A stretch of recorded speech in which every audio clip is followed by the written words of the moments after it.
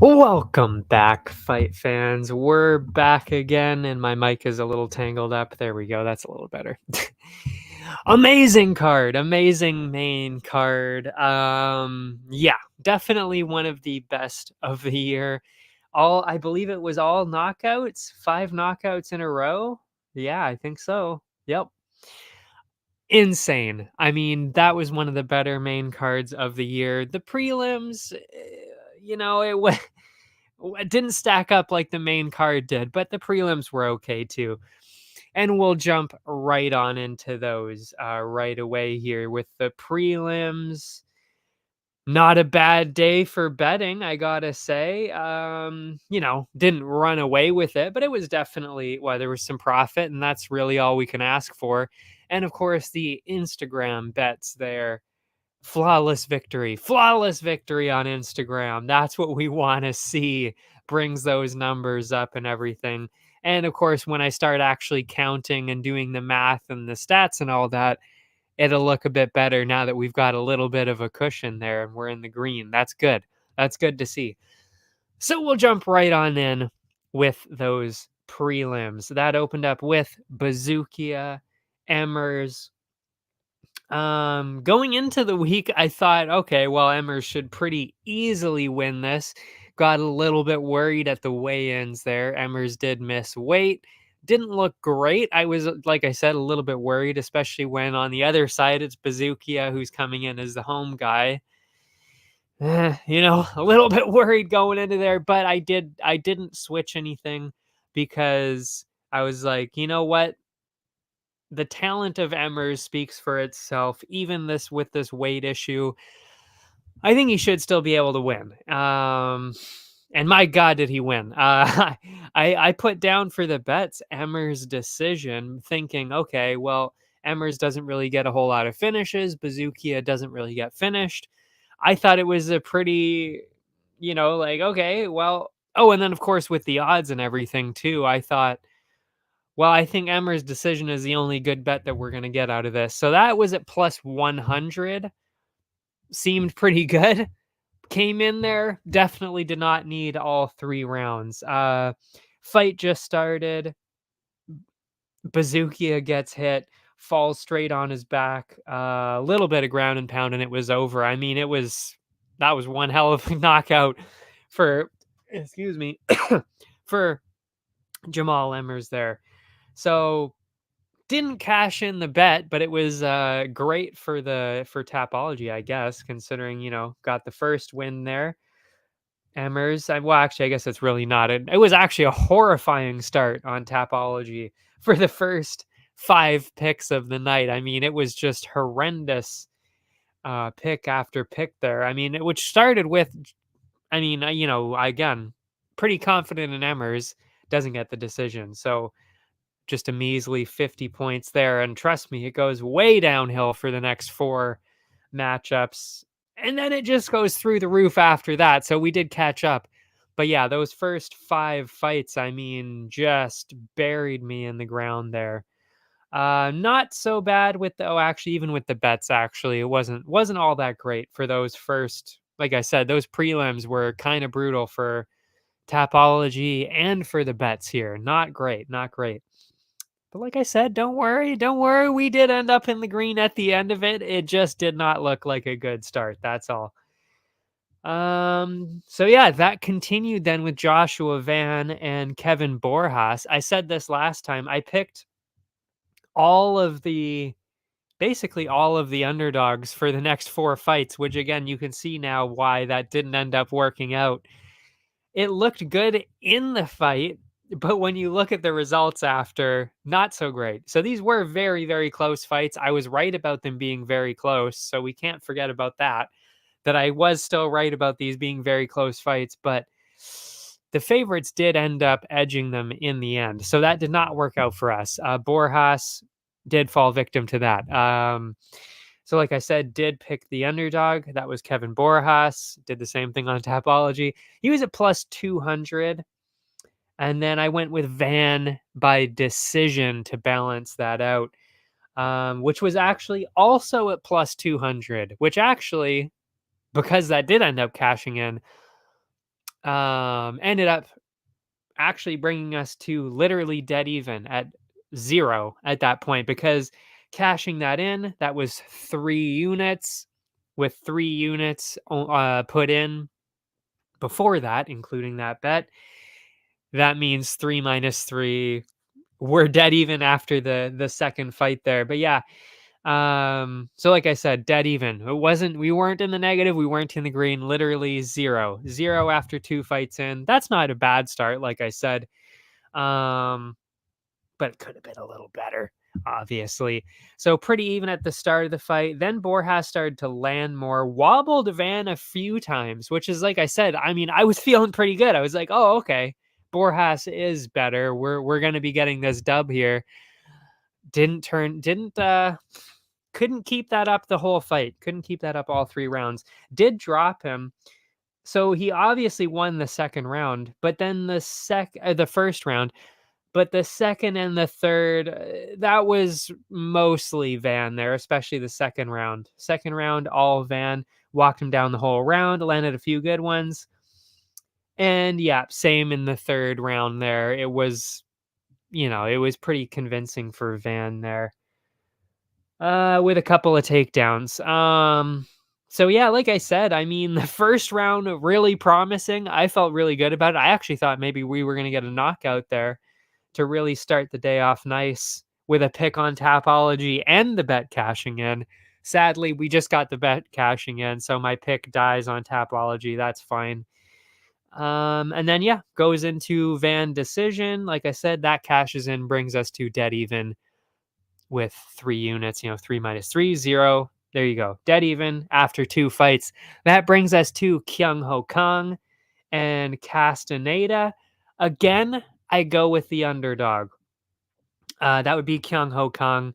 And I actually thought he had a pretty good chance of winning this. I was a little surprised that he was the underdog, because Castaneda hasn't really looked that great. And Kyung Ho Kang has fought some tough guys. He's also got some finishes recently. I thought it was I thought that was a good pick. So like I said, I went with Kyung Ho Kang. Oh yeah, that's right. And he actually was barely a dog, to be fair. It was pretty much even money.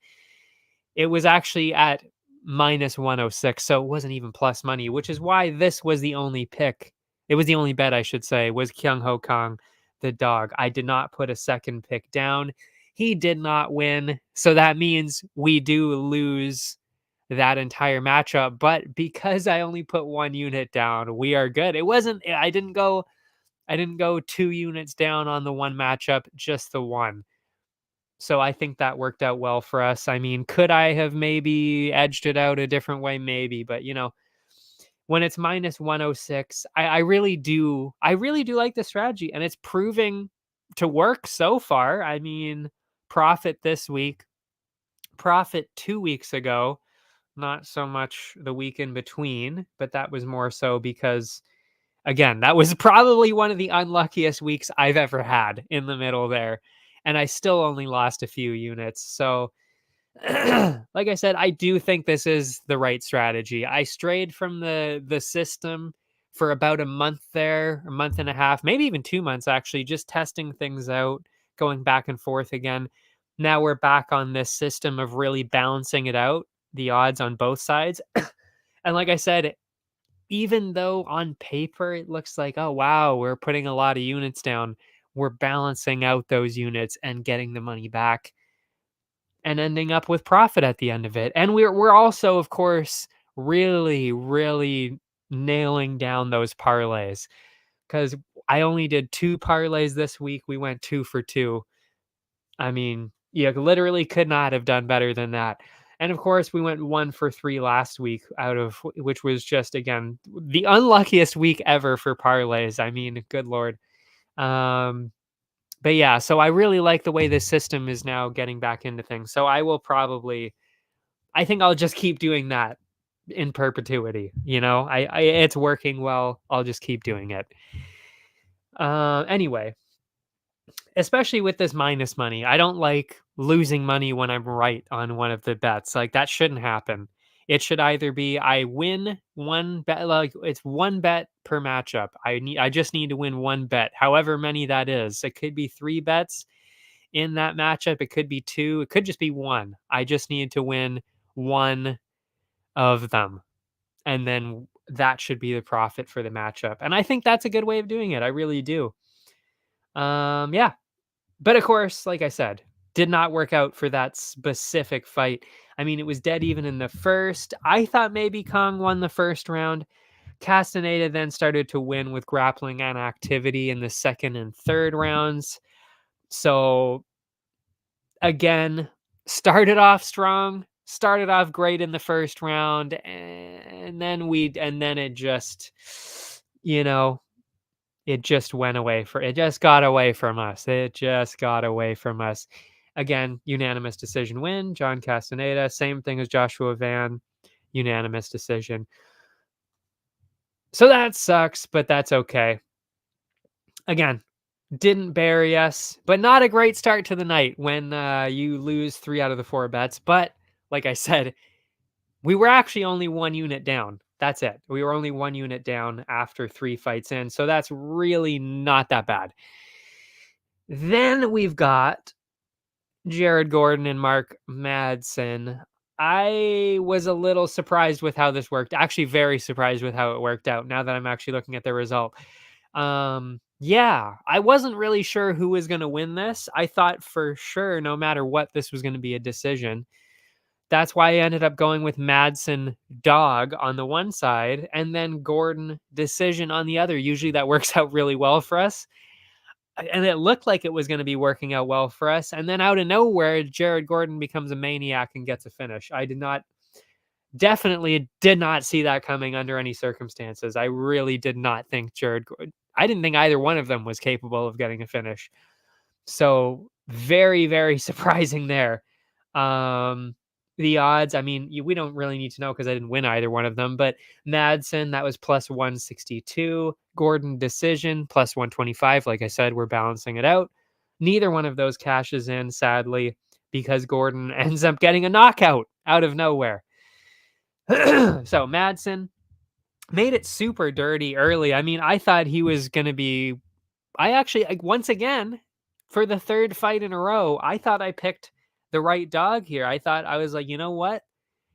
He's doing well in the first round again. That was 3 fights in a row that we win the first round with our pick. And then it goes downhill after that. So like I said, did really well. Heavy pace, lots of clinch. And then literally out of nowhere, Gordon lands a couple of strikes in very close to him in that clinch. And you see Madsen just go down. And then that was it. It was like, wow, what the fuck? Wow, okay. Like you're doing so well. You're winning. Oh my God, it looks like he's just going to be dragging it out the entire fight. Amazing.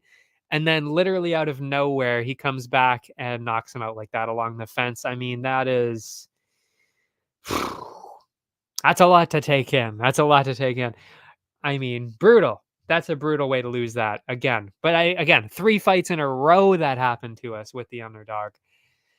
Brutal. That one was even worse though because of the finish, but still, yeah. Brutal, brutal, brutal. Moving on from there.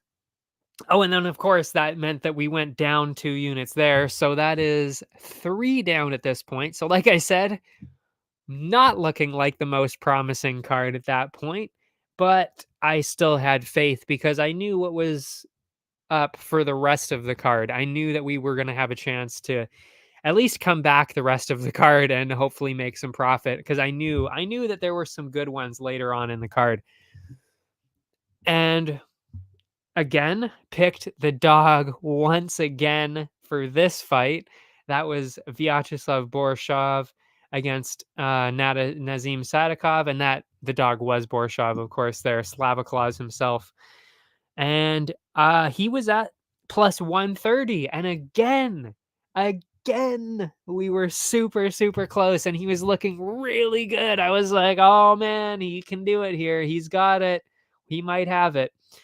And I also balanced that out with the over 2.5 because they were favored to get a finish. So I went over 2.5. That was at plus 110.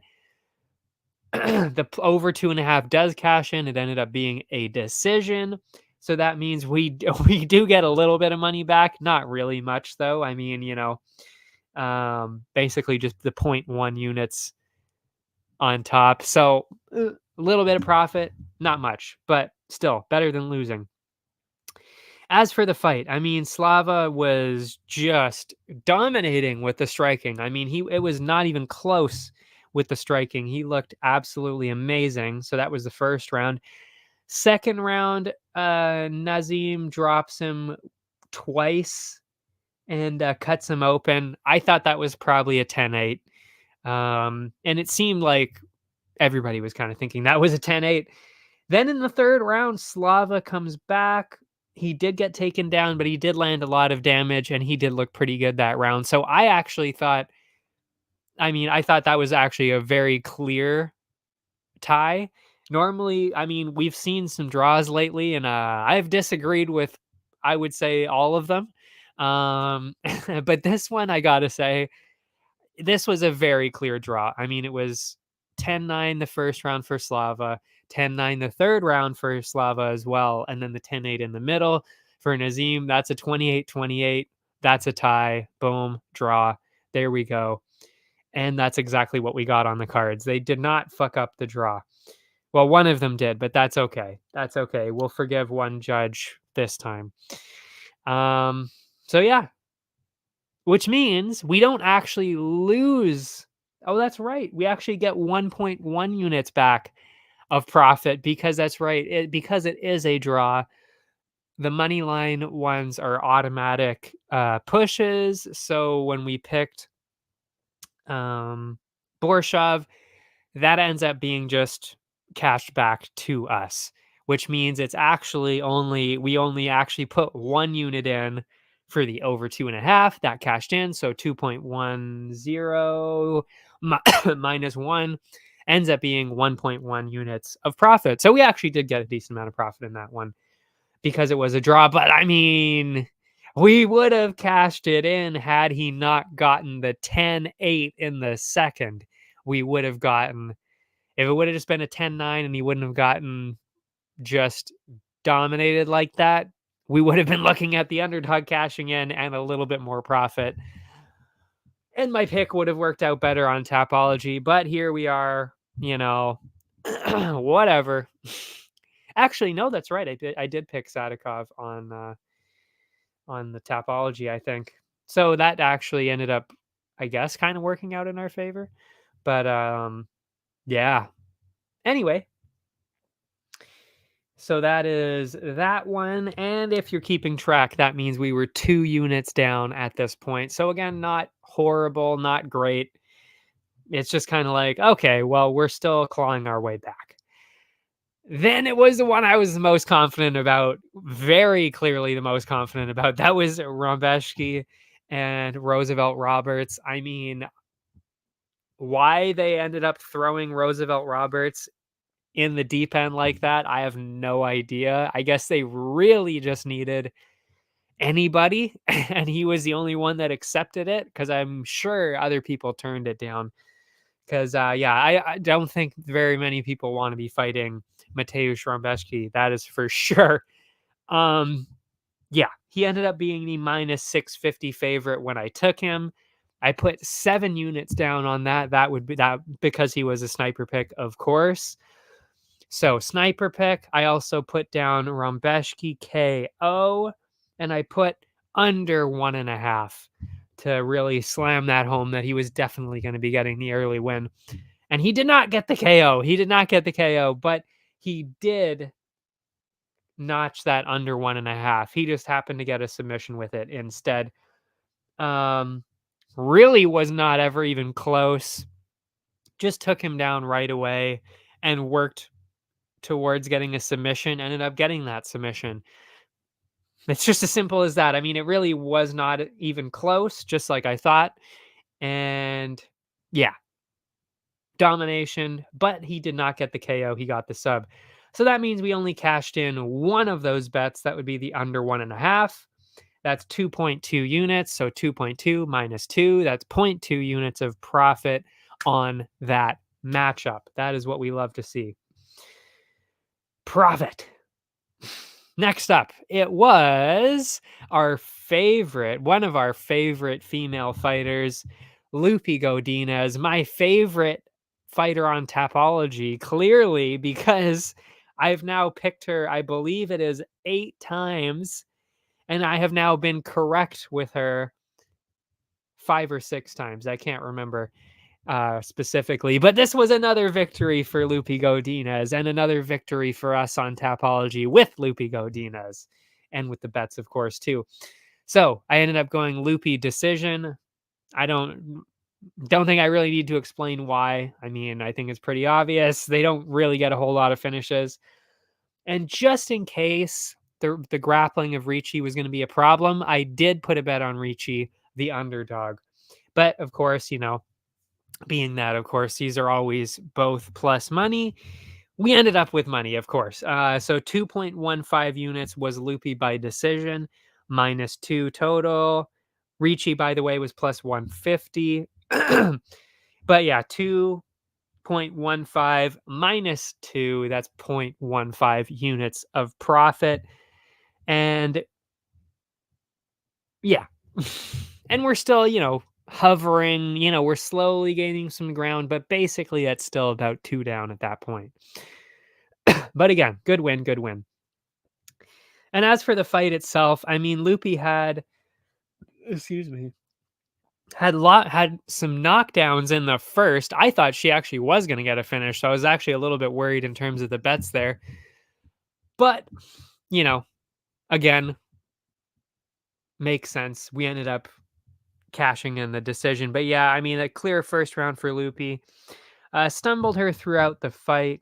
Seemed like I thought it was a pretty clear 29-28 for Lupi. I thought even maybe a 30-27 was reasonable. And then we get the cards back. And yeah, one of the worst scorecards I've ever seen. 29-28 for 29-28 for Ricci. Or was it 30-27? Oh yeah, 30-27 for Ricci. Good Lord. What in the fuck were you watching? I mean, they referenced it. They referenced it on the MMA Hour with Lupi talking about it, Ariel talking about it. They said it on the broadcast quite a bit too. I was thinking the same thing. They even actually talked about that judge later in the card as well, because he ended up being back for another decision there, and they were a little worried, as was I. Yeah, brutal. One of the worst scorecards I've ever seen. I don't know how you could ever score that 30-27 for Ricci. 30-27? Are you out of your fucking mind? Seriously.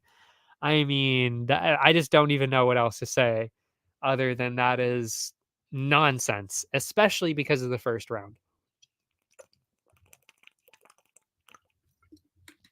with the knockdowns. I mean, I remember Ricci having a couple of moments near the end of that round too, but seriously, the knockdowns before that. And I mean, again, the second and third round, like I said, it could have been a 30-27 for Lupi. So to say it's a 30-27 the other way is psychotic. Like, you're wrong. Thankfully, that did not impact anything. It was a split, but the right person got the win. Let's just say that. And thankfully the judges did not impact the rest of the card. So we got away with it this time, even though there was definitely a rogue judge in the building. That is for sure. So next up, it was Urseg and Costa. I mean, going into it, I was pretty convinced Urseg was going to win. That's for sure. He was in the C slot, of course. We'll get into the parlays later, but he was in that C slot, sleeve slot.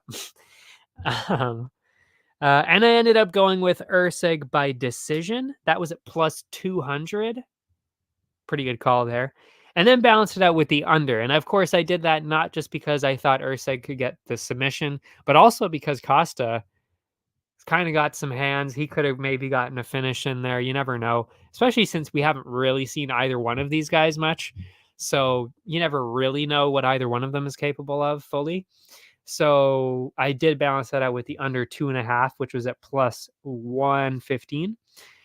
But Urseg decision cashed in. That's plus 200, which is 3 units back, which means 3 minus 2, that is a full 1 unit of profit, a full unit of profit on that one, which brings us to one down with the entire main card to go. So like I said, we were still in a good spot. We were still in a good spot here with, like I said, 1 unit down. That is not a big deal going into the main card, especially since we hadn't lost any parlays at that point either. That's a really good sign. So I felt like, okay, we should be able to still make some profit here. And we did, but I was feeling good about it. As for the fight itself, I mean, it was pretty close. Um, for most of the fight, especially early. Um, Costa was reaching out. He was reaching quite a bit, which was letting him get hit quite a bit. So I think that was kind of the extent of his issues right there. Ursig just more technical, got a knockdown, almost subbed him in the first. So again, I think a fairly obvious first round there. Costa took the second with a couple of big shots, landed. So it seemed like a pretty obvious 1-1. I think I remember Cormier and them saying that on the broadcast as well, that it was pretty obviously 1-1. And third round, nothing really except Ursig just pushing him into the fence over and over and over again with just like a heavy pace with a clinch and everything along the fence. With Costa not really doing anything, you have to obviously give it to Ursig, which means 29-28. He wins, and that is exactly what we saw with the judges as well. Which means, like I said, plus 200, Ursig decision does cash in, a full unit of profit on that matchup, and we move on to the main card. And that opened with, of course, Lopez. You gotta love Lopez. How do you not love Lopez? It's Bruno Lopez, right? Is that his name? Diego. How could I forget? Diego Lopez. How could I forget about the name Diego Lopez? I'm definitely a fan of this guy. I mean, I'm not gonna lie, I don't really like that kind of haircut, but on him, for some reason, it makes me smile and I like him. He's got a good personality. He's exciting. I love the submissions that he pulls off and he goes for. And he obviously has hands too, which I did notice in the tape as well. So I was actually thinking of going for the KO. That's right. I had the KO on verdict and then I fucking switched it like an idiot. Anyway, so I did not do well on verdict this week because I actually switched my picks away from actually what ended up being the right choices. So I feel like an idiot for doing that in, I think it was 2 or 3 of the fights. Blew it. Absolutely just fucking ruined it. Ruined my chances of getting the belt. I think I'm fucked now. I can't win. But I can still end up like top 10. It's just I'm not going to be able to win the belt. Anyway, enough of me and verdict. But Lopez, he was my dog of the night. Of course I had to go with him. I was a little surprised that he was the underdog. I haven't been impressed by Sabatini at all. And Lopez almost finished Movsar Evloev multiple times. And I know how good Movsar is. So that was insane when he did that. So I know how good he is. I could not believe he was the dog in this. Went with that plus 100. He does cash it in, like I said. So good on Instagram. We got that. Got our top dog. We got our sniper pick with Rambeshki. I should have pointed that out earlier that we obviously did cash that in for 8.08 units because I put 7 units down on Mateusz Rambeshki. So we got a unit of profit, a little over a unit of profit with that. So I guess technically, actually, we were dead even to start the main card. We weren't even one down. We were dead even because of the sniper pick. And then, of course, like I said, Lopez, dog, cashes in 2 units exactly, which would have put us at dead even again. But I also put in under 1.5 because of what I saw from Lopez in those other fights. And that was at plus 150. Absolutely fucking nailed that, which is 2.5 units. So we add that up. That's 2.5 units for that one, under 1.5, plus 2 units for Lopez himself. That is 4.5 units, 4.5 minus 2. We're in the green. We are in the green at the start of the main card. How do you like them apples? And as for the fight itself, I mean, there's really not a whole lot to say. I mean, Lopez ripped straight through him with some wild, wild striking that he has learned from, of course, Alexa Grasso's father Lobo Gym. That's right. Insane. Absolutely insane. I should have kept that going. I should have kept the KO pick. I had it on verdict and I fucking switched it. Idiot. And why I did that, I have no idea. Because I mean, you kind of want to. I even said this to R&R a couple weeks ago. You want to put the money on, or you put your experience on the picks that are a little more out there, so that when you do get them, it's thousands of experience, and then you're basically automatically getting a bronze or a silver medal. I did not do that in that one particular case. I don't know why. I had it and I switched it. Idiot. Anyway, and which is exactly why I'm not going to be winning this belt, because I fucked up way too many times this season doing stuff like that. So hopefully next season I actually can finally win it after trying 3 times now. And I know it's like, oh, really? You're getting pissed because you're like, you came in, what was it, like 6th last time or 3rd even? I forget what it was. Oh yeah, it was 6th, and he put up the top 5, right? Of course. Anyway, so I came in 6th last time. Hopefully I can still stay in the top 10. That'd be nice. We'll see. Anyway, moving on. It was Benoit Saint Denis against Matt the Steamroller Frivola. Had to go with Benoit Saint Denis on this one. I just think he's just so fucking good. I wasn't convinced the first 2 fights. Even the third one, I was like, I'm not quite sure about this guy still. But after the third one especially, and then even the second one, like I said, that was like, okay, this guy's really good. And he just had a really bad debut, and ever since he's just been like, wow, this guy is the real fucking deal. And that continued tonight. I ended up going with Benoit Saint Denis by KO, and I went with the over 1.5. The over did not cash in, but the KO certainly did. I'm very happy about that, because I saw a lot of people going with the sub. I understood why, but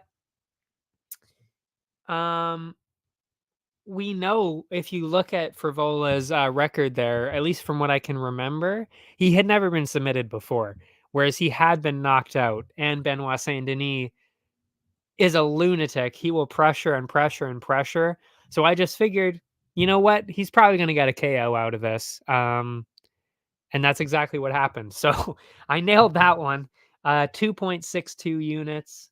Minus 2, of course, that we put in. That is 0.62 units of profit.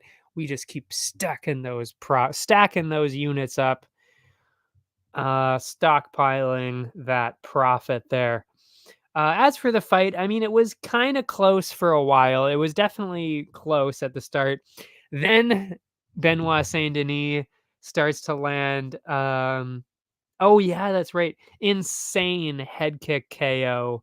While Frivola was running backwards. That's right. He was pressuring him, running after him, literally running across the octagon to try and catch Matt Frivola, who was running backwards. And then I still can't even believe that he managed to pull this off. While he was running forwards, throws up a kick, knocks out Matt Frivola down straight like just a bag of books. I mean, it wasn't even it was one of the best head kick KOs I've ever seen, just because he was moving. They were moving so quick while it was happening. I've never really seen anything like that. You don't normally see moving kick, well, moving KOs in general like that. When they're moving that fast, that pretty much never happens. Actually, now that I'm thinking about it, the only time I can remember that also happening is when Cheeto Vera head kick KO'd Dominic Cruz when he was moving backwards, and then you see Dominic Cruz, boom, and then he falls on the side. It was actually pretty much exactly like that. But yeah, you don't really see that often. So that was absolutely incredible. Absolutely incredible by Benoit Saint Denis, especially over Frivola. I mean, I've shit on Frivola pretty hard over the last couple years. I haven't really thought he was that good. But with what he did to Dober, I do respect him after what that Dober fight was. I mean, that was pretty insane. But I also knew that Dober only had that happen to him because he got over aggressive for no reason. So I figured Benoit Saint Denis was going to be able to do that because he's a lot more, even though he is also very chaotic and very aggressive, he doesn't do it in a dumb way, and he never has. So I figured he was going to be able to get the win there. And like I said, he did, obviously. Benoit Saint Denis by KO, 0.62 units of profit thanks to that. So again, we're just stacking them up at this point. Andrade, Dern. I can't believe I switched this. I had it. I even told you guys what I was going to do last week, and I ended up switching it. Excuse me. At least I'm pretty sure this is what I said. I said I was going to be going with Andrade on the one side and then balancing it out with, I think it was like Dern Dern decision or something like that, or over 2.5. I can't remember what I said I was going to do, but I distinctly remember having Andrade as my pick, as the bet, and then changing it. So what I ended up doing was Dern by submission and over 2.5, because I ended up thinking, well, if Dern wins, she could get a submission victory because Andrade has been submitted 3 times, I think, in the last, or twice in the last like 3 fights or something like that. So I was like, okay, well, Dern by sub makes sense. I could see that. And then I went over 2.5 just in case Dern got the decision. And I figured if Andrade was going to win, it was going to be by decision as well. So I thought I made a pretty good call there. Nope. Switched it away from the one thing that was actually going to win me it, which was Andrade. Yeah, just a bad call. Last minute switch. I fucked that one up. That was just a bad choice. Neither one of those cashes in because Andrade ends up getting a KO. And the reason why I actually had Andrade going into it is because I was even thinking, watching back on the tape as well, I was even thinking, I was like, Dern had a lot going on before that last fight. So I think she kind of really pushed everything into that fight. So I wasn't really sure how she was going to do with somebody like Andrade after that. And I was actually kind of right. I was hoping, I kind of thought like, oh, maybe I'm looking into it a little bit much, but you know what? When I look back, I was definitely right. I should have kept Andrade on there because she really just didn't look the same. Dern did not look the same as she did against Hill. She didn't have that aggressive striking. She didn't have really the accurate striking either. So I do think that the version that fought Hill would have beaten Andrade, but that's just not who we saw out there. We just saw a different version of Dern. We saw Dern before the Hill fight. That's kind of that's what I was expecting from Dern going into the Hill fight, which is why I had picked. I think I might have picked Hill. I can't remember. I might have picked Dern actually. I can't even remember now. But yeah. So that ended up, yeah, I don't know. It just didn't work out for us this time. I should have kept that original bet.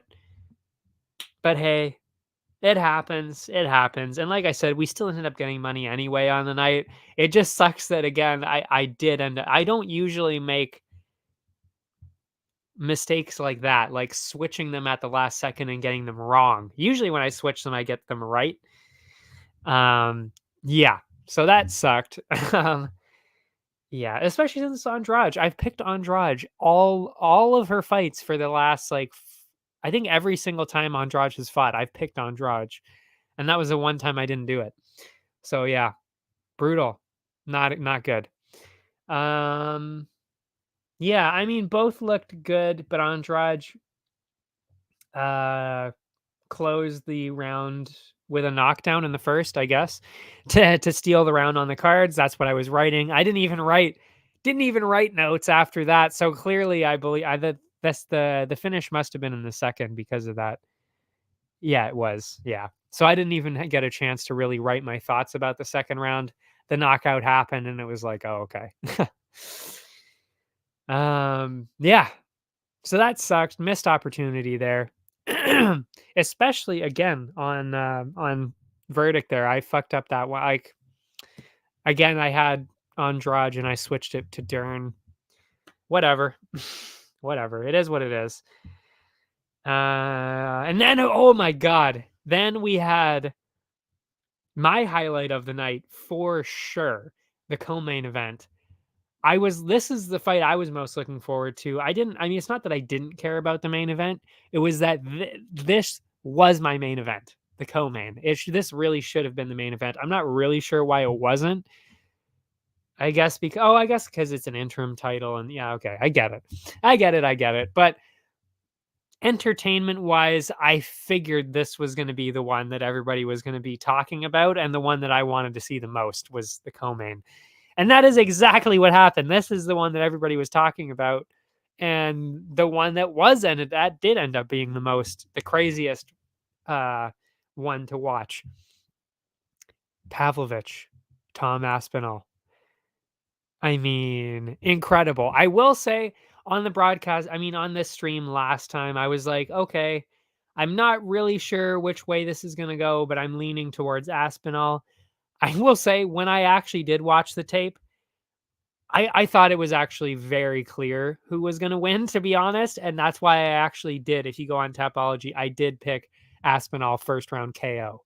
I did pick the KO. I didn't even pick submission. Well, I mean, you have to pick on Tapology, but I went with the KO instead of the submission specifically because, well, exactly what happened. Actually, I was literally 100% right with exactly what happened. And it's because I saw what everybody was doing with Sergey. They were all running in.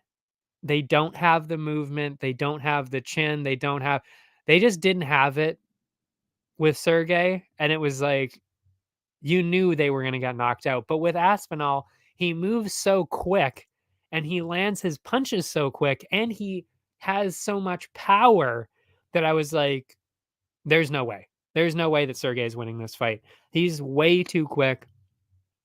And it was also not just because of what I saw with Aspinall. I also saw, oh, okay, Sergey actually did get hit. He got hit by almost all of the people that he fought, actually. So it's kind of like, oh, well, he's really hittable even by these slower people. So as long as Aspinall can take a punch at all, he should be fine. And that was the other thing too, is it wasn't even just that because of the speed and the power of Aspinall, he should have gotten the knockout anyway.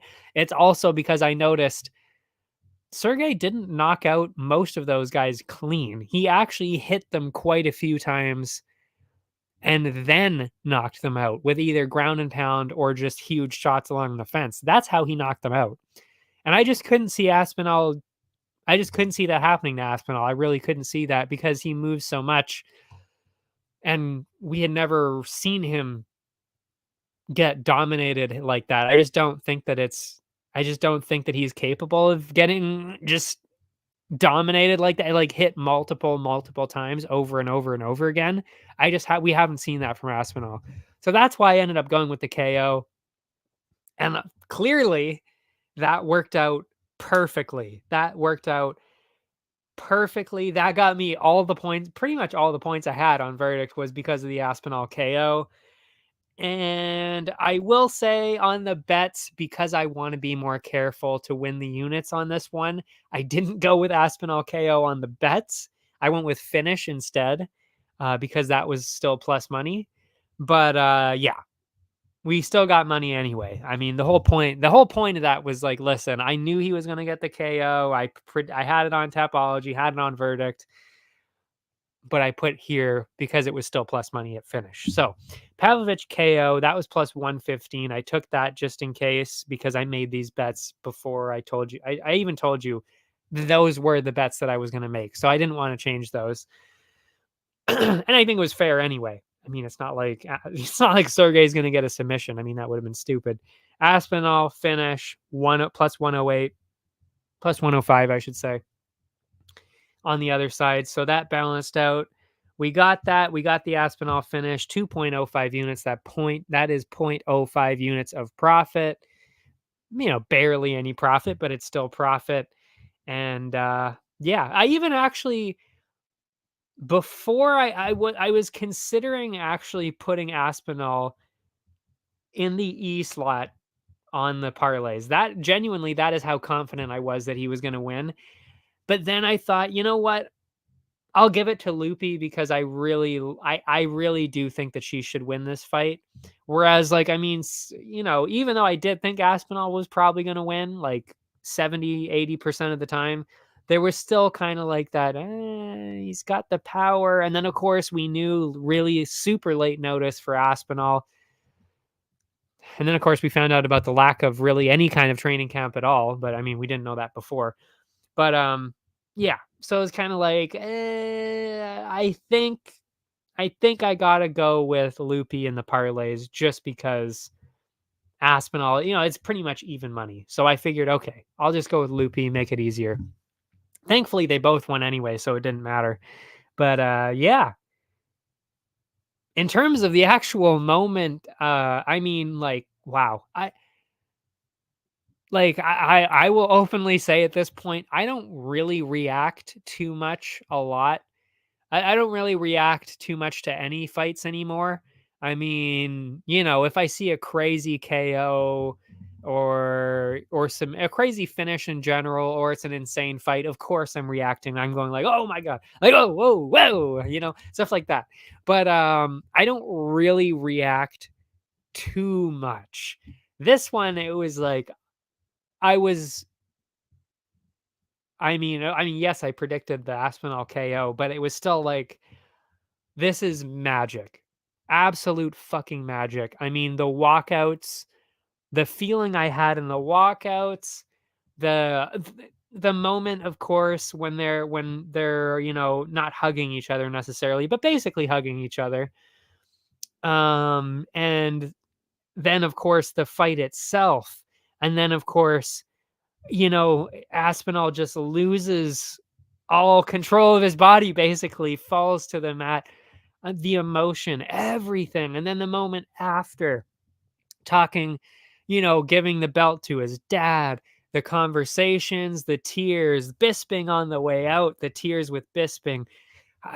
And then, of course, everything after. I mean, it was just pure magic. You don't normally feel stuff like that when you watch so much of this. It's hard to have a moment like that anymore, but this was definitely a moment.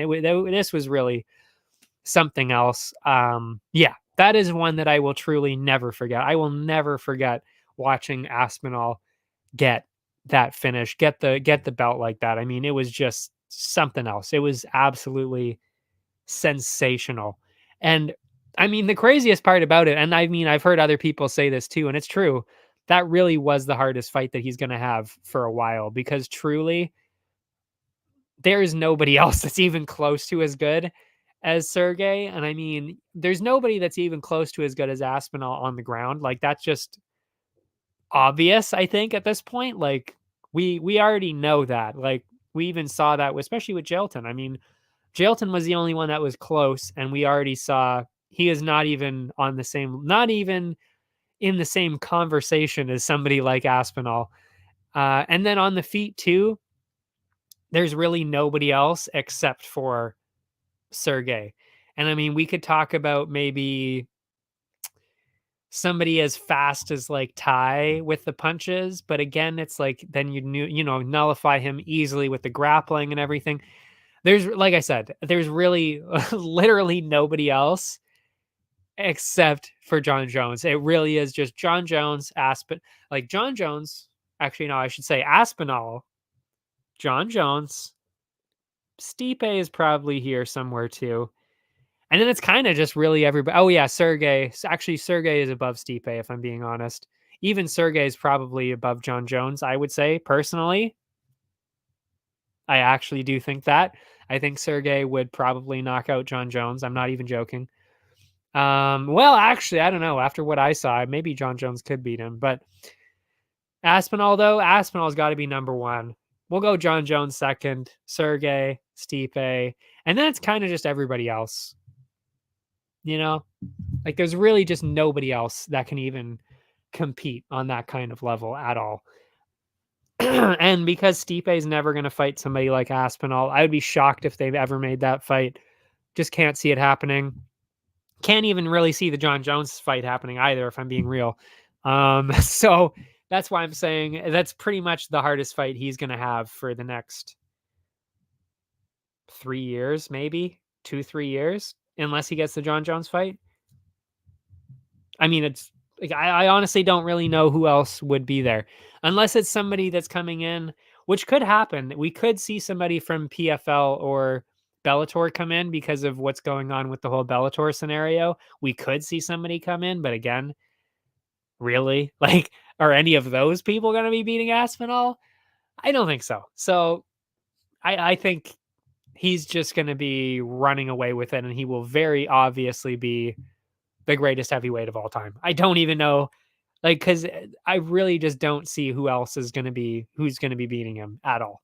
I just don't see it. Anyway, so yeah, insane moment. I had to talk about that one a little bit more, just because that's a for real moment that I will remember for a very long time watching that. And I mean, I was expecting another absolutely fucking insane fight with probably a crazy finish, another crazy moment that we were going to see no matter who won.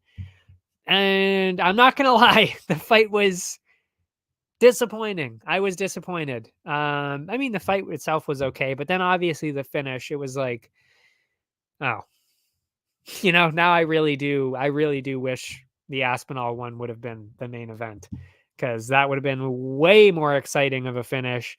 And that would have just carried the energy all throughout the night. It would have been absolutely insane. But yeah, that kind of just killed the vibe, killed the mood, honestly. Yeah. So I ended up going with Yuri plus 110. I actually thought he should have been the favorite. I was a little surprised that he wasn't the favorite, to be honest. Yeah, especially after watching the tape. Because I ended up going with, oh, that's right. I think I actually ended up talking to you guys about that anyway. But yeah, I did end up going with Yuri. I had Yuri by KO actually on Tapology there, because I figured actually pretty much a similar thing to Aspinall there is that, well, actually, no. In this case, it was more so the size of Yuri, because I knew Alex got knocked out at middleweight. Yuri is not somebody you want to fuck around with. I mean, he pretty much almost killed Dominic Reyes. So, like, he's the real fucking deal when it comes to the punching power. So, I thought he was going to get it. Maybe he could get the sub. But yeah, I was thinking Yuri all day on that. So I didn't even put a bet on Pereira at all. I put Yuri dog, and then I put over 2.5, because I thought, okay, well, if it's early, it's probably going to be Yuri, and if it goes on, it's probably going to be a decision for Pereira. That's kind of what I thought was going to happen. I was wrong about both of those. Yuri did not get the win. It was very close. He was looking like he was possibly trending in the right direction. And the over didn't cash in. So 2 units down on that one. That didn't work out for us at all. But like I said, didn't matter in the end. We did get profit. But I was a little surprised. I was a little surprised with the way it worked out. And I mean, if it wouldn't have been stopped early, could we have actually gotten to the over 2.5? Could Yuri have come back and won? Maybe. We'll never know. But yeah, just a shit ending. I mean, really, you just don't want to see stuff like that. And it ended up being 4 minutes into the second round. So It was near the end of the second. Could have made it to the third round, and if we would have made it to the third, then we would have definitely, probably more than likely anyway, cashed in the over 2.5. And who knows what would have happened in the fight there. So I respect. I mean, obviously, I respect everything about Yuri. And I very much respect the fact that he said that it wasn't an early stoppage and that it was fine and he was unconscious and the whole thing was okay with him. I honestly think he's kind of just saying that though. Well, I mean, like, in the way that, like, it's not that I don't think he believes it. I do think though that it would be like, well, I would be pissed actually if I got an early stoppage. I would probably fuck up the ref if I'm being honest. I would probably start fighting the ref. I'm not even joking. But you know, I don't even know what I was gonna say. Oh yeah, but like, you got to respect him for saying that. But you can kind of tell that he was even kind of like, I wish you would have let me keep going. Like, he respected it. He understood it. And I think that's kind of where it was, is like Yuri understood that, okay, you know what? I understand what you saw. I was unconscious. I can't say anything else, but he did make a point of saying the same thing happened to him against Reyes, and we saw what happened there. He literally almost killed him. Like, Reyes was almost dead there for sure with that knockout. That was insane. So he did it there. He clearly wanted the opportunity to keep going, and I know he thinks he could have come back and won.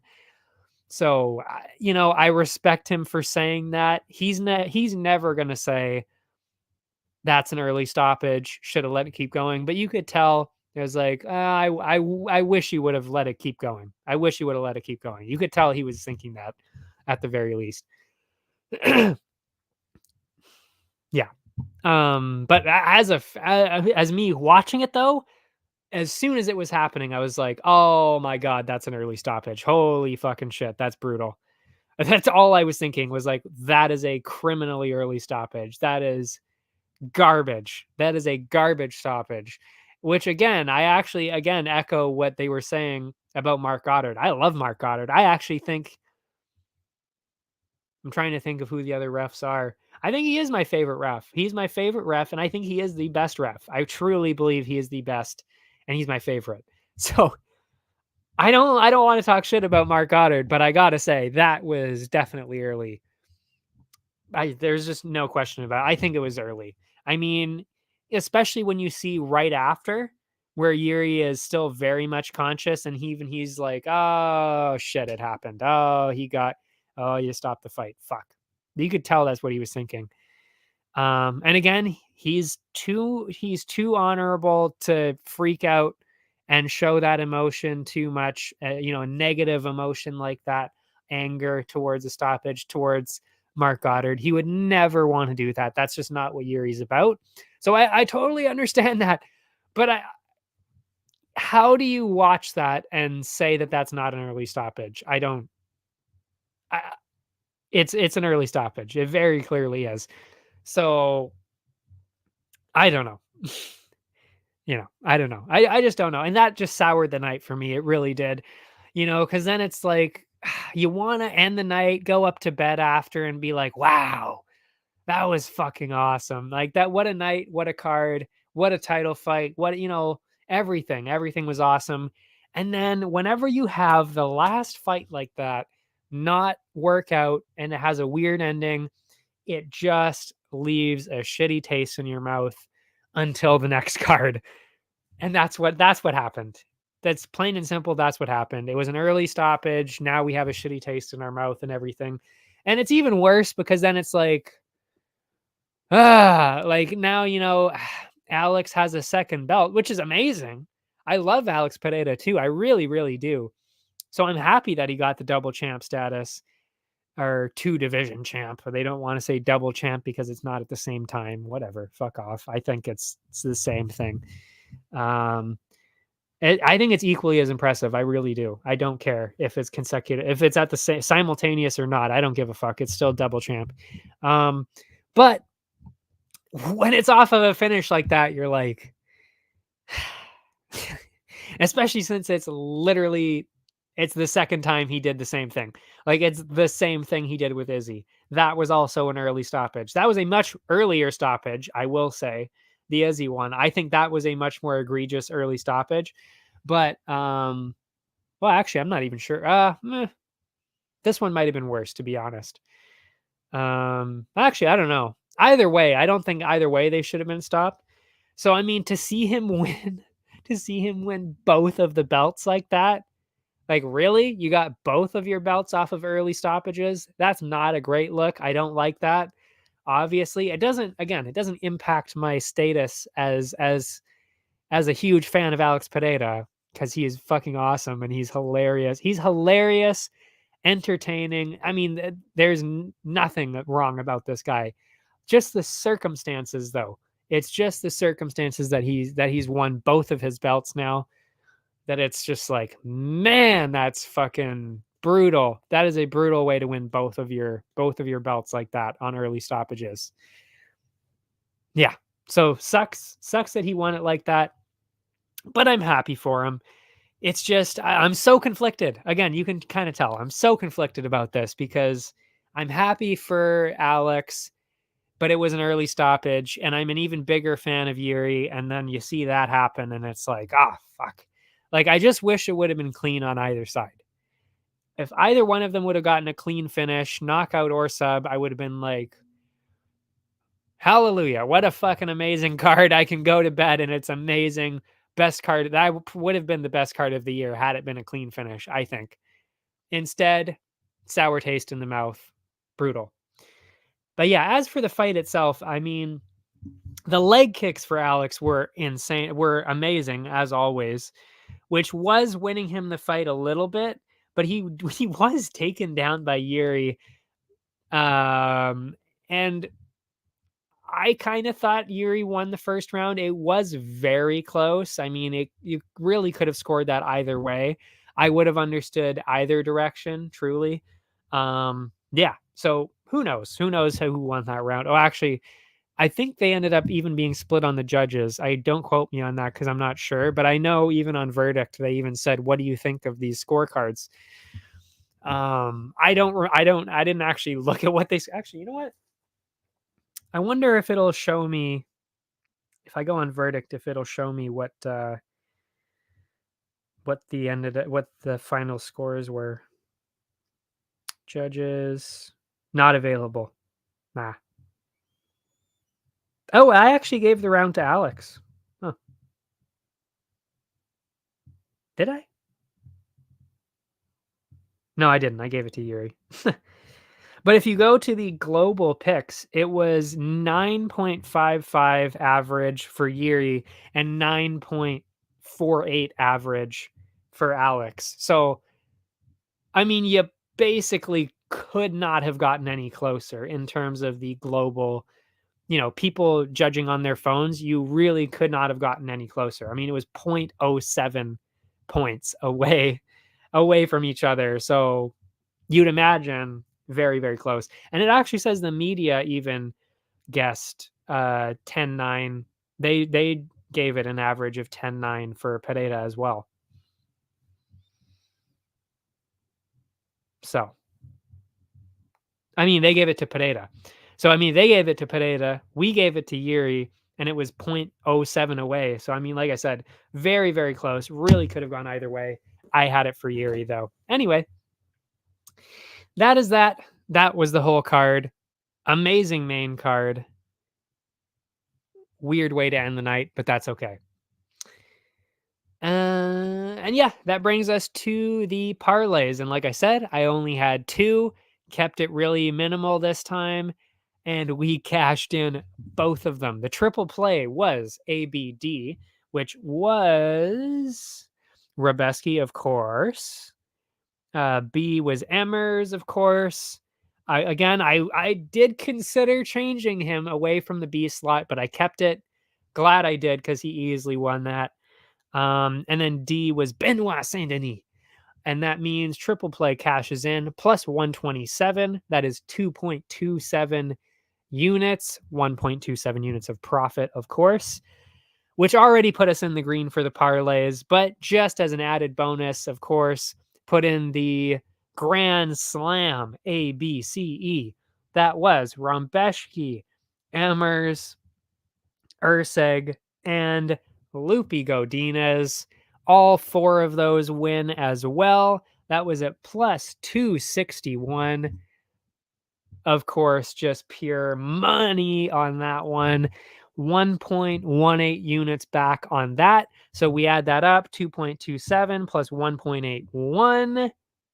You add that up and you get 2.58 units of profit on 2 parlays. That is it. 2 parlays, and we got 2.5 units, 2.6 units almost of profit on that. I mean, how do you not love that? That is amazing. So, like I said on Instagram, that means we got triple play, Grand Slam, sniper pick, and of course, Diego Lopez, the top dog of the week. That is all 4 of the bets. Beautiful, beautiful. Nothing but green there. And if you were curious, we actually ended up being pretty much perfectly dead even on the single bets. It ended up being negative 0.3. So, pretty much dead even here. Hey, R&R is back. Ankalaev versus Poatan, UFC 300. No. I hope that's not, you didn't actually hear, is that actually what it is? No, there's no way. I'm assuming you're not breaking news on me that that's what it is. Because if that's what it is, that's not a good headline for UFC 300. But yeah, the one time we don't make the post on Instagram, I get all 4 right. Thankfully, if I ever had to prove it, I did message you the picks before. So my proof is in our DMs. They are right there. I've got proof if I need it. But yeah, we got all 4 of them right. Absolutely nailed it. And that is it for the UFC 295 there. That was insane. Like I said, insane card, main card, unbelievable. Prelims, meh. Headlined, main event, little bit of a weird ending. What did you think, actually? What did you think about the main event there? Was it an early stoppage? What do you think? I don't know if you heard the part where I was talking about it, but I think it was an early stoppage, pretty obviously. And I just think Yuri was kind of just being nice about it. He's just too honorable to actually say, I think that was an early stoppage. But you can kind of tell he was like, could have kept fighting. Wish I would have been able to keep fighting. You could kind of tell that was the vibe, but he just didn't want to say early stoppage. I don't know. What did you think about that one? And while I wait for your response, we are going to then jump right into UFC Vegas. I believe it's 82. Are we at 82 already? Is that what we're at? I have no idea. I've lost count. And my sniper pick is actually in the very first fight of the night. CLD, Christian Leroy Duncan. I don't even think, this one's not even close. I don't think Tululan even has a chance, to be honest. He's gotten knocked out early in his last couple fights. CLD is a knockout machine. Really just kind of fucked around with Petrosian, and that's why he lost. He could have easily won that fight. He was just like 0 fight IQ, and that's the only reason he lost it. But the kicks, the spinning shit, the flying shit, he's easily gonna get this win for CLD. And let's see what you got here. I think for any fight on the card, I wouldn't have had a problem. When there's a title on the line, you can't leave it up to a silly ref call. Yeah. I agree. I don't think you should really leave anything because, you got to remember there are stakes for every single fight because these people only fight 2, maybe 3 times a year. So when one of them ends prematurely for whatever reason, kind of shitty to see. It's just kind of a garbage thing to see. So yeah, but yeah, obviously your point is though way worse when it's a title, of course, of course. So yeah, um, so basically you're saying yes, you had a problem with it, but only because it was a title. Fair enough. And it is 82. That's good to know. UFC Vegas 82. I didn't lose count. That's good to know. Nailed it. So for the bets, CLDKO. I think that's where we're gonna go. Where we're gonna go with it. I mean, we'll check out here on Betway what we're at, if they've even got it, because a lot of these fights actually have changed in the last few days. I'm just saying, booking a title fight again is. Oh yeah, yeah. I see. Yeah. Oh, okay. Yeah, that's definitely a different perspective on it too. But yeah, it would be obviously tougher to book the title again. To be honest, I actually think that the obvious one to make is the rematch. I'm a little surprised nobody said anything. I guess because it was a stoppage in the second round that nobody was like, rematch, rematch. Personally, who the fuck else are you going to get to fight? Like, we already heard Johnny Walker is going to headline in January against, with the rematch against Ankalaev, by the way. So your UFC 300 thing is going out the window anyway, because that is the fight. They did make that for January. Um, so I mean that's that. That's those two out of the way. Jan obviously doesn't deserve it. He lost to Alex already, so that's not going to happen. Oh, one that nobody said yet, actually. Why not Jailton Almeida? Because he does both divisions. Why not Jailton Almeida for light heavyweight? We don't have anybody else at light heavyweight. Why has nobody said that? I feel like they're kind of just pigeonholing him into the heavyweight, but he actually is light heavyweight as well. I'd like to see that. Pereira, Jailton Almeida. What do you think of that one? I'd like to see that. Could you imagine the grappling, the grappling of Jailton Almeida against the striking of Alex Pereira? I'm just saying, that sounds like a pretty good main event to me. Wow. I can't believe I just thought of that. Nobody said that yet. Wow. It's too bad I'm not famous right now, because I could have maybe made that fight happen. I could have gotten it on Ariel's show, just said, hey, Jailton Almeida, Alex Pereira, let's do it. Maybe it could have made it happen. Oh, well. Maybe someday. Maybe someday. But yeah, I like that. Where is Christian Leroy Duncan on here? I don't think they have the odds for his yet. They do not. So I, again, will just say the obvious pick is CLD, KO. That's what we're going with. And I'll go round one. I'm assuming it'll be very inflated odds for CLD. So probably just go round one. Yuri got an injury, gave it up, and was promised a title shot after. Hill definitely has to have it next. Yeah. Oh, yeah. If not him, then I think Rakic, if he beats Jan, maybe. I totally agree with what you're saying, 100%. But the problem is the timing. You know, we're talking about Alex being slightly older now. You know, he's, what is it, 36, 37, something like that. And Hill is still injured. And none of the other fights have happened yet. And then they would have to wait 3-4 months. So essentially, if he's not fighting somebody like Almeida next, he has to wait for at least 6 months. That's essentially what we've arrived at now.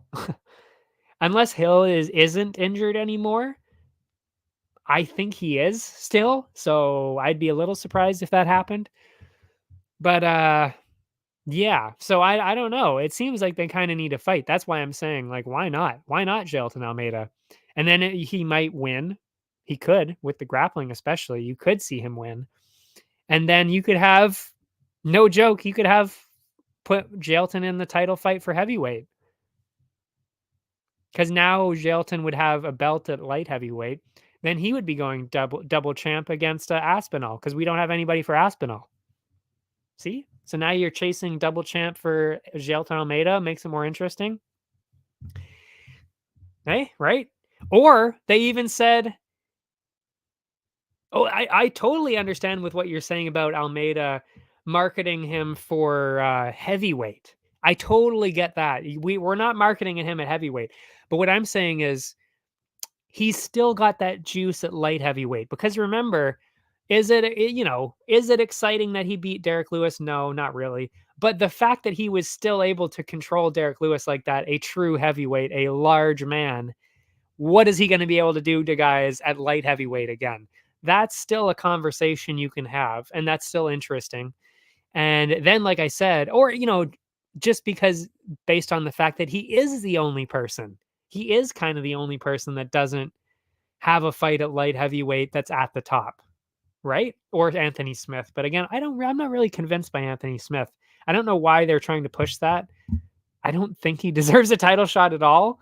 Like, I mean, are you saying, like, really, are people trying to tell me that Anthony Smith has a better argument at a light heavyweight title shot than Jailton Almeida? Like, the fuck are you talking about? You know what I mean? Like, that just seems bizarre that he would be ahead of him, or any of these guys would be ahead of Jailton at light heavyweight. It just doesn't make a whole lot of sense. But anyway, like I said, and I mean, did Sean Strickland have a good argument to go against Izzy? No. Did like there are examples of this happening where it's just they need an opponent for Pereira, so somebody jumps in. So I could see Pereira. I mean, I could see Jailton Almeida jumping in a light heavyweight title, and then, like I said, winning that title with his grappling, and then you do have that conversation. You do have an, oh shit, Jailton Almeida has a belt. There's nobody at light heavyweight. Throw him against Aspinall while Aspinall waits for John Jones or somebody else like that. That gets interesting. But yes, I totally agree. Smith should be not even in the realm of possibility for a title. I don't know why people are actually talking about that. And I love Anthony Smith. He is one of my favorite fighters. He really is. I actually vibe with him quite well because I too love power slap. And I also have seen some bare knuckle boxing here and there. So I think we'd be best friends. I really do. But I will say, I don't think he's anywhere near a title. I think that's silly to say. That is absolutely silly to say that he's at a title. But yeah, anyway, moving back to UFC Vegas 82 now. It's nice to have a conversation, by the way. I've just been talking to myself for 2 weeks. But yeah, I just hate all these oh yeah, yeah. Fair enough. I totally understand. Yeah. Well, I don't know if Chimaev is a good example of that, but yeah, I do totally agree with that part of it. But I mean, the only reason I bring it up, and it truly is the only reason I'm bringing it up, is because there's not, then you really still have the problem with Aspinall not having an opponent either. So then it's kind of like, well, you have Jailton sitting there and Aspinall needs an opponent. Nobody really wants to fight Aspinall or has earned a fight against Aspinall. So then you would have Almeida sitting there with a title. Why don't you make that? And actually, you could really have the same conversation with Pereira. Why not put Pereira against Aspinall? Put him up there. I mean, obviously that we know how that's going to end. Not very well for Pereira, but you could give him a shot too. Triple champ? Why not? Triple champ, UFC 300. Let's fucking go. you know? Why not? Anyway, that would be crazy if they did that. There's no way they're going to do triple champ Pereira at UFC 300, but my God, would I want to see that. I want to see that so fucking bad. Anyway, so second fight of the night for this Saturday. What is his name? It's Alexander, something Alexander. What is it? Lucas Alexander and Jekka Saragi. Love Saragi. Loved him on Road to UFC. Very entertaining, funny guy. I'm sad to say, though, probably not. Well, actually, I don't know. I am picking him as the dog. I don't know if I'm confident enough to pick him on Tapology, but I am confident enough to say that he's got a chance, and I'll put some money on Jekka Saragi, the underdog in this case. It was very close when I was watching the tape, very close on paper as well. I mean, Alexander is a lofty favorite, I believe. Let me see here what the odds are. Do they seriously not have? Oh, they do. Okay. I mean, Alexander is at minus 500. I think that's absurd. But yeah, I don't know. Let's see what he has here. Um, let me see. So if we go to Sadagi, I mean, really, his only kryptonite so far has been grappling. He's been amazing with the striking. And by the way, Jekka Sadagi has been knocking guys out at lightweight. This is at featherweight. So, I mean, he's been knocking out huge lightweights out cold, like unbelievable stuff. And then has really only lost because of the grappling. And since Alexander isn't a grappler, I think he's got a pretty good chance. I mean, again, I'm not now that I remember who I'm talking about here, I'm not going to be picking him on Tapology, but does he have a chance at getting a knockout against Alexander or even a decision win just because of the striking? Yeah, why not? Why not? I mean, Alexander didn't have much of a high pace. He can get hit. Jekka Sadagi knockouts at lightweight. It's possible. It's definitely possible. So yeah, I'm gonna go with Jekka Sadagi, the dog, and then I'll balance it out with the over 1.5 or over 2.5, whatever they have. I'll take the over, whatever it is. I don't think they have that on the site yet. No, they do not. So yeah, but yeah. Anyway, oh yeah, I'll go back to your comment here. I just wanted to finish my thought about that fight first, and now I'm coming back. Jones and the amount of yeah, fuck. Oh, I thought you were going to say the disaster that the light heavyweight division has become since Jones vacated. But yeah, Jones and the amount of injuries in light heavyweight will mean summer title fights. Yeah. Oh yeah. Well, I mean, I don't know if you heard that on the MMA Hour as well, but they even coach John Kavanaugh there, coach of McGregor and Johnny Walker there. He kind of let it slip that McGregor won't be fighting soon. It'll actually be in July. That's kind of what he hinted at.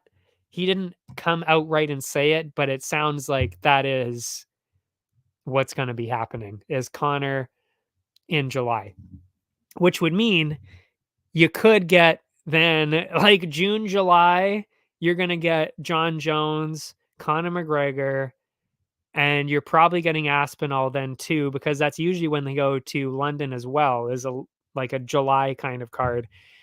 So you could even get Aspinall in there as well. I mean, yeah, July is going to be June, July is going to be absolutely fucking insane, off the wall. It is going to be absolutely insane. And I mean, that doesn't even include the titles that we don't even know about yet. I mean, who knows what's going to be happening with Suga? Can Suga, defend against Cheeto? Then who's Suga fighting?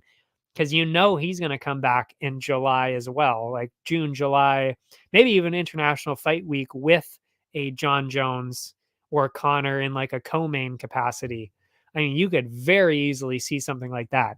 So yeah, and Chimaev in there too, which you just brought up as well. Chimaev, I mean, he could even have a title, or he could be fighting in there as well. Bo Nickel, we could even see Bo Nickel get in there. Maybe Bo Nickel title shot. Bo Nickel, Steve Strickland. Bo Nickel, Sean Strickland. Well, let's be honest, I think DDP is going to win it, to be honest. I actually do. So maybe DDP, Bo Nickel, huh? That'd be pretty cool too. Anyway, you really get me into these tangents every once in a while. I mean, I love it though. I mean, it's good to have material like this and talk about stuff like this too. I do love it. But it does mean that you're pushing back my dinner. You're pushing back my dinner and you're pushing back these picks a little farther every single time. But I'm okay with it. I'm okay with it, I swear. Moving on. So yeah, I'm still going Sadagi. So then we've got 2 Johnson fights in a row. Oh my God, yes. They are going to do the Sphere in Vegas. They actually said they're doing Vegas, the Sphere, for Mexican Independence Day. That has been confirmed by Dana White there. So they are actually, yeah, it was Dana. Yeah, Dana White confirmed it in the press conference. He specifically said, we are going to use the Sphere for Mexican Independence Day. We already started working on the visuals. That is happening. So, I mean, fingers crossed that that stays together and that he's not bullshitting there and he's not trying to just pressure them into saying yes, that that is confirmed. I'm sure it is confirmed, though, if they already started working on the visuals and everything. But yeah, holy shit, is that going to be insane. I cannot wait to see what they do with that. Cannot wait. Cannot wait to see. And I believe, correct me if I'm wrong, I do want to say one thing about that before I move on. Mexican Independence Day is Noche UFC, right? That was that was in September this year. That's Mexican Independence Day. Because I do honestly get confused between Cinco de Mayo and Mexican Independence Day. Are they the same thing or is it not? Like I'm genuinely confused because I haven't actually looked it up yet. So genuine question there. Because if it is, I mean, it's gonna be. Can you imagine how I'm gonna feel next Mexican Independence Day? It's gonna be my birthday weekend again, probably. UFC, Noche UFC, my birthday in the Sphere. Holy fucking shit! I'm gonna be stoked out of my mind to watch that. Oh my god. But yeah, anyway, that's just a sidebar for me that would be very exciting if that was Noche UFC. Anyway, now we're moving back on. There are two Johnsons in a row. How confusing is that? It is, well, now see, I forget what the first one is. It's C Johnson, but now I forget what his actual name is. Whoops. Oh my god. What am I doing? Charles Johnson, that's the guy. That's the guy. Against Rafael Estevam. I mean, on paper, this is pretty obvious. It should be Estevam, but I'm not gonna lie. I actually kind of think Johnson has a very good chance at this one. I really do. He lost to Cody Durden in the last one, all because of the grappling. Lost to Ode in a split before that. Close.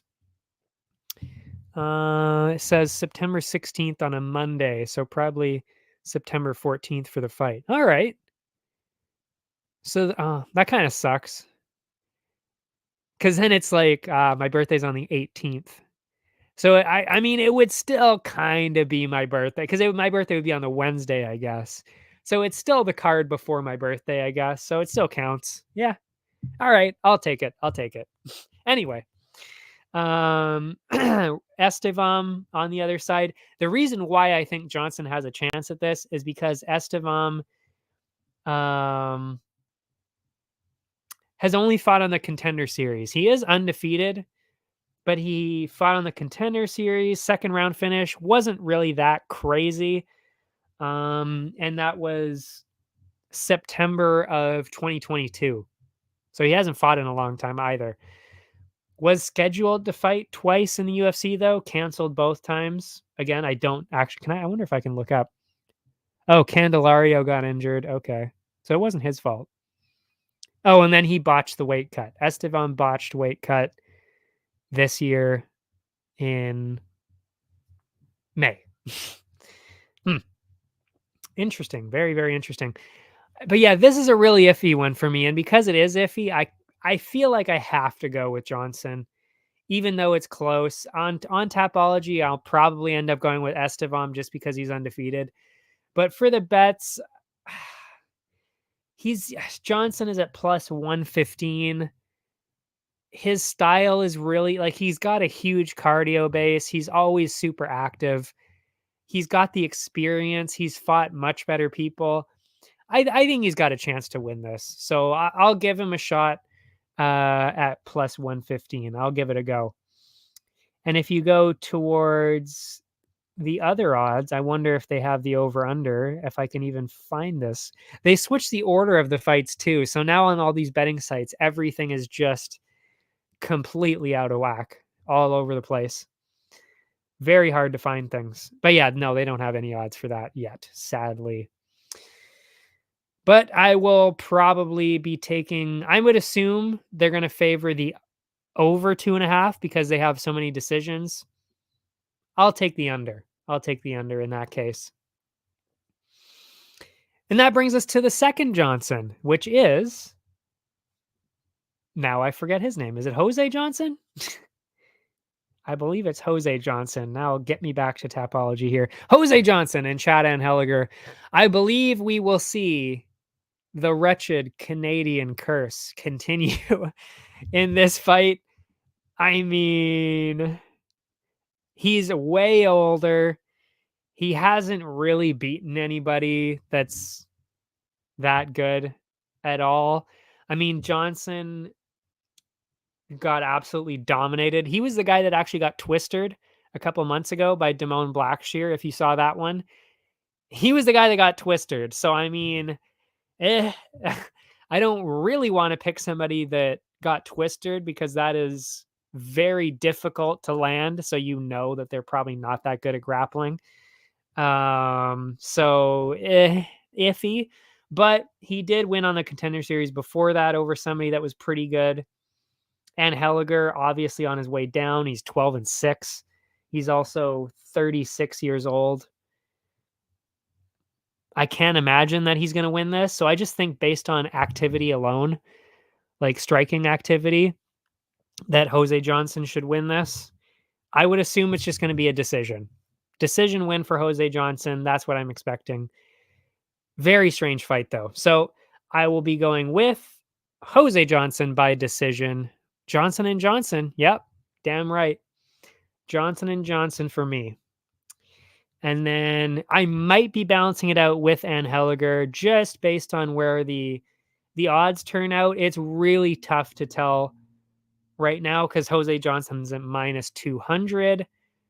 So where is the over-under going to be at? I don't really know.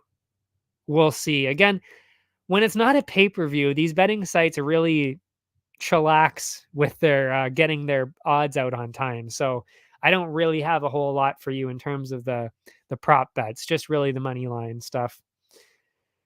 So yeah, that's where we're going so far. Oh, you usually follow the card order on ESPN? Bruh, just follow on Tapology. They're way faster. That's where everybody gets their information from. They look on Tapology. That's not even a joke. They really do. Tapology, I think people would be surprised by how reputable Tapology actually is. That there are like ESPN and those ones, they usually do end up going to Tapology to see, like, is this the order that they're going with?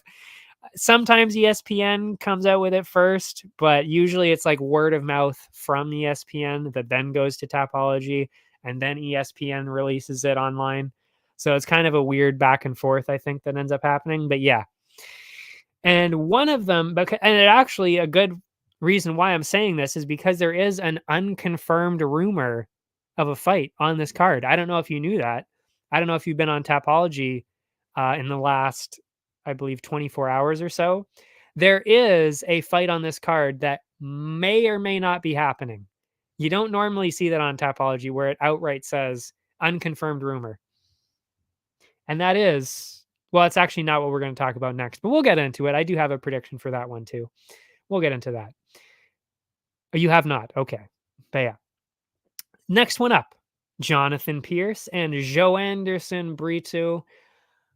This is another close one. I will say, I actually think pretty much every matchup on this card is very close. I don't know if you've had a chance to look at this entire card, top to bottom, but I had a hard time. I really did have a hard time. You really had to do the research to figure out, to make a pick here, because on paper, just looking at them and even based on what I remember about each person, it was pretty close. They were all very, very close. The only one that was like really obvious to me was actually, I don't know, was it? Yeah, I mean, Brendan Allen to me is kind of an obvious one. And Mick Parkin, I think, was kind of like, okay, he should win this, really. Yeah, but everybody else, really, really close. Oh, of course, then when I saw CLD on there against Tululan, that was like, come on now. Talbot, yeah. Talbot should win, but again, that's one of those ones where it's like they're coming off the Contender Series, so you don't know 100% how good somebody is until they actually fight somebody in the UFC. That's why I don't like making those sniper picks anymore that I did a couple of times where I pick somebody just off the Contender Series or fighting somebody just off the Contender Series, because you really sometimes it is very difficult to tell how good somebody actually is. I will say, though, I obviously did pick Talbot, and he is in the parlays for sure. Anyway, moving on. Pierce Brito, another close one. I did have to watch the tape, and I mean, I feel like Brito should win this. I don't really think it should be that close. My only concern is that Joe Anderson does tend to tire out a little bit. So how is he going to do if it goes a little longer? I'm not really quite sure, but I will say Pierce has been knocked out in the first round a couple of different times. That's not really somebody you want to go against. Joe Anderson. Not really somebody you want to go against if you've been knocked out in the first round a couple of times, because that is his thing, is knocking people out in the first round or just getting knockouts in general. So that's my pick, is Brito first round KO. I think that is where I'm going to stick with that. Let's see what the odds are.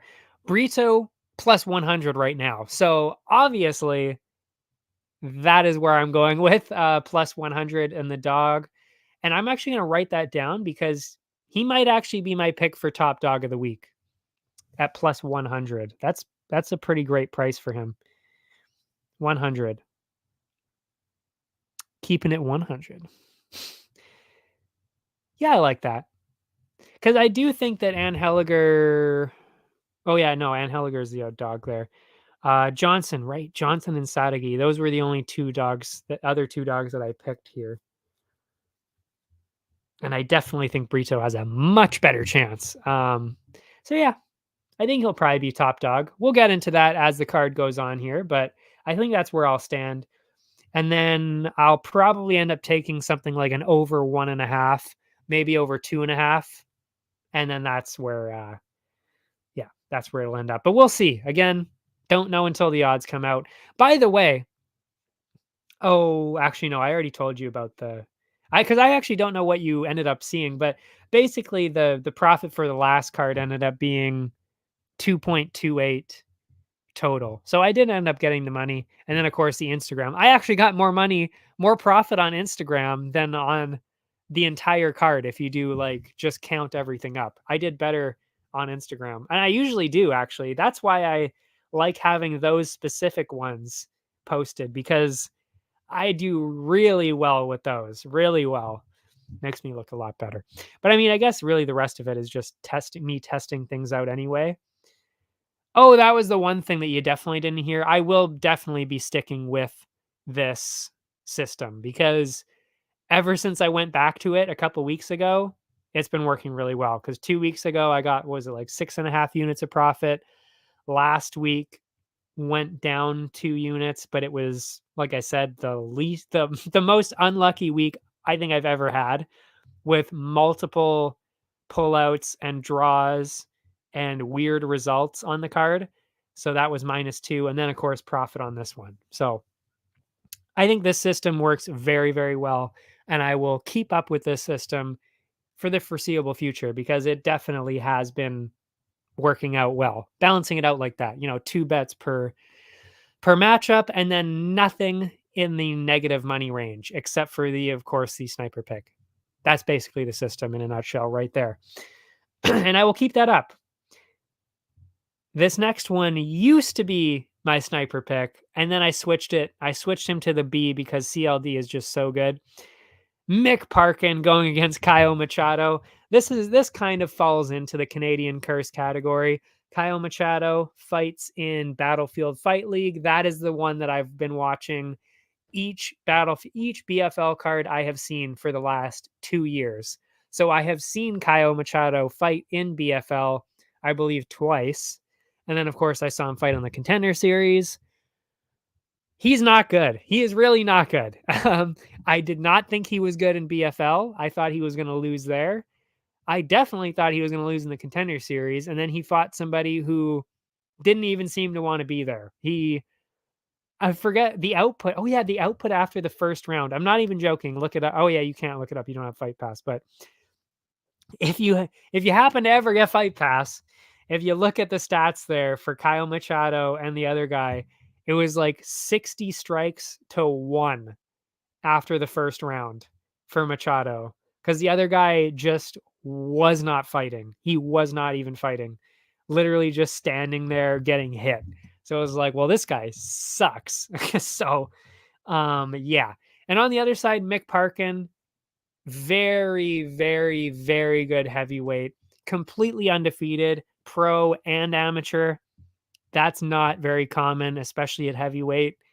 The dude's the real deal. He's very good with striking. Machado can't strike for shit. So this is not going to be close. I really don't think this is even going to be remotely close. Mick Parkin is going to be in that B slot, and he is hopefully then going to carry us to victory with CLD in both the triple play and the Grand Slam, because I really don't think this is even close. So that means for me, I'm going Parkin finish and balancing that out with the over 2.5. And I think those should probably both be at plus money. We'll see again. But the odds right now as it stands are Parkin at minus 350. So they're even starting to see that Machado is not very good. Don't want to pick Machado because it reminds me of Ian Gary. Yeah. That's honestly the only thing I think about now too.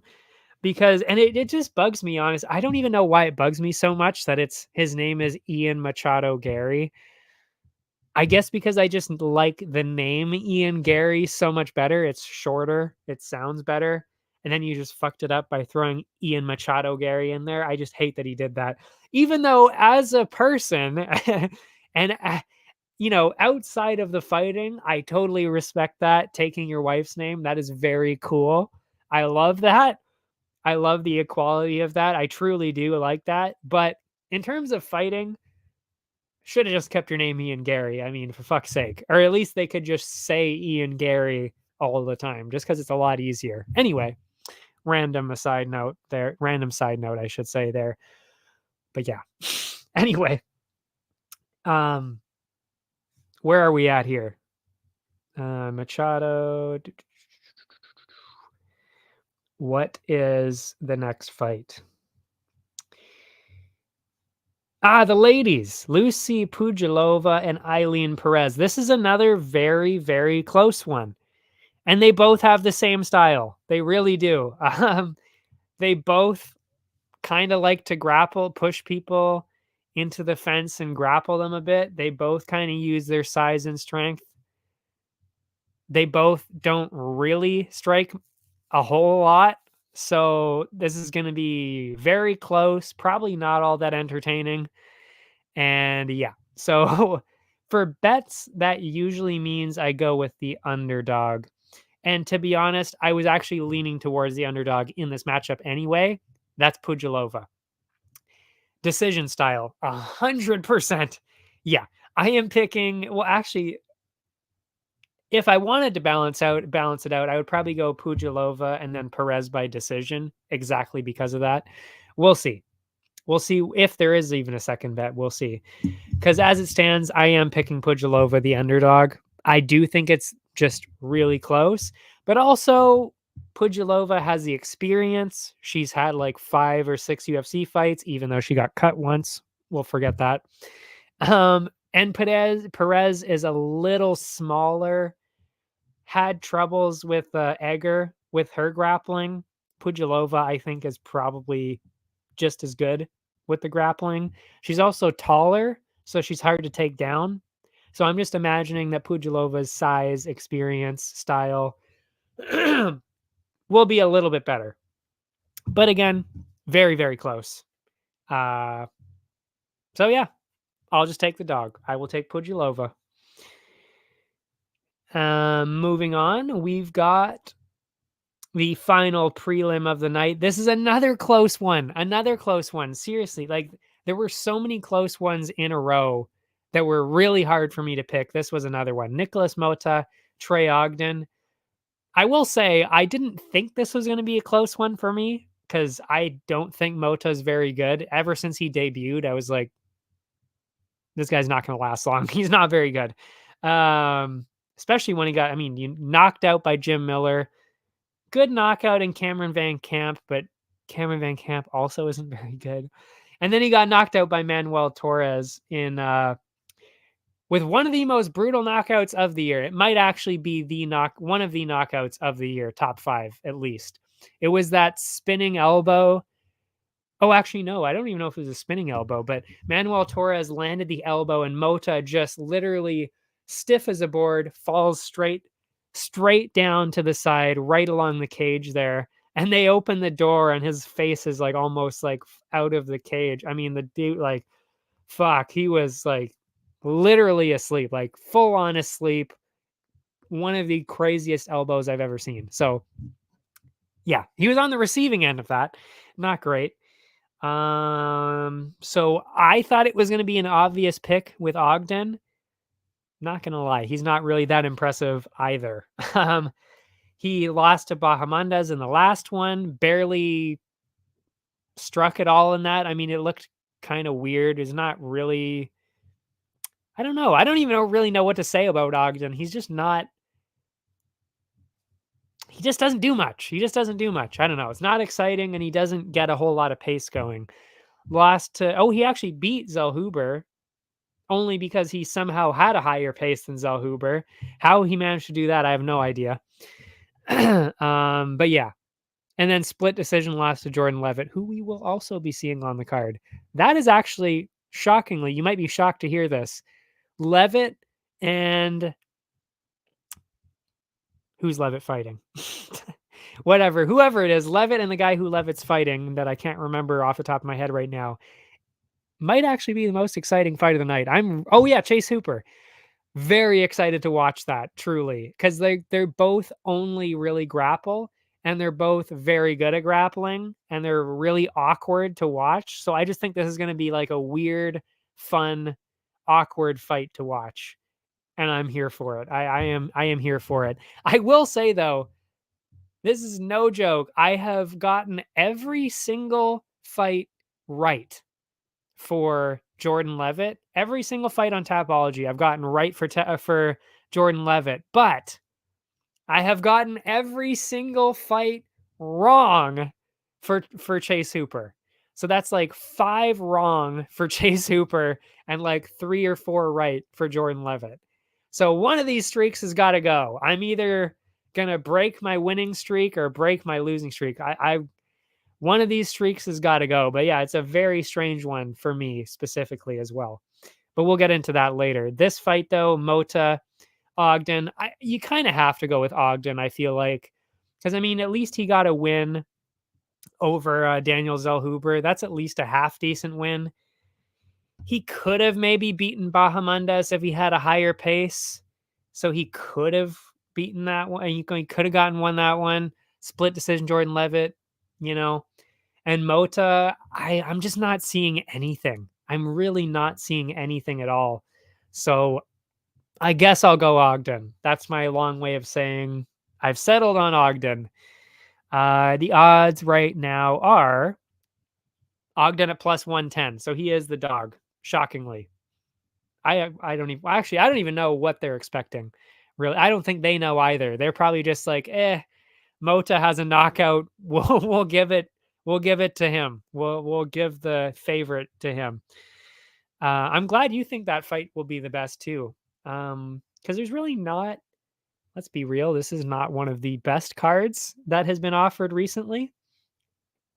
I think the main event should be good. Hard to hate that. Paul Craig is always exciting, even though he's not necessarily that great. He's exciting.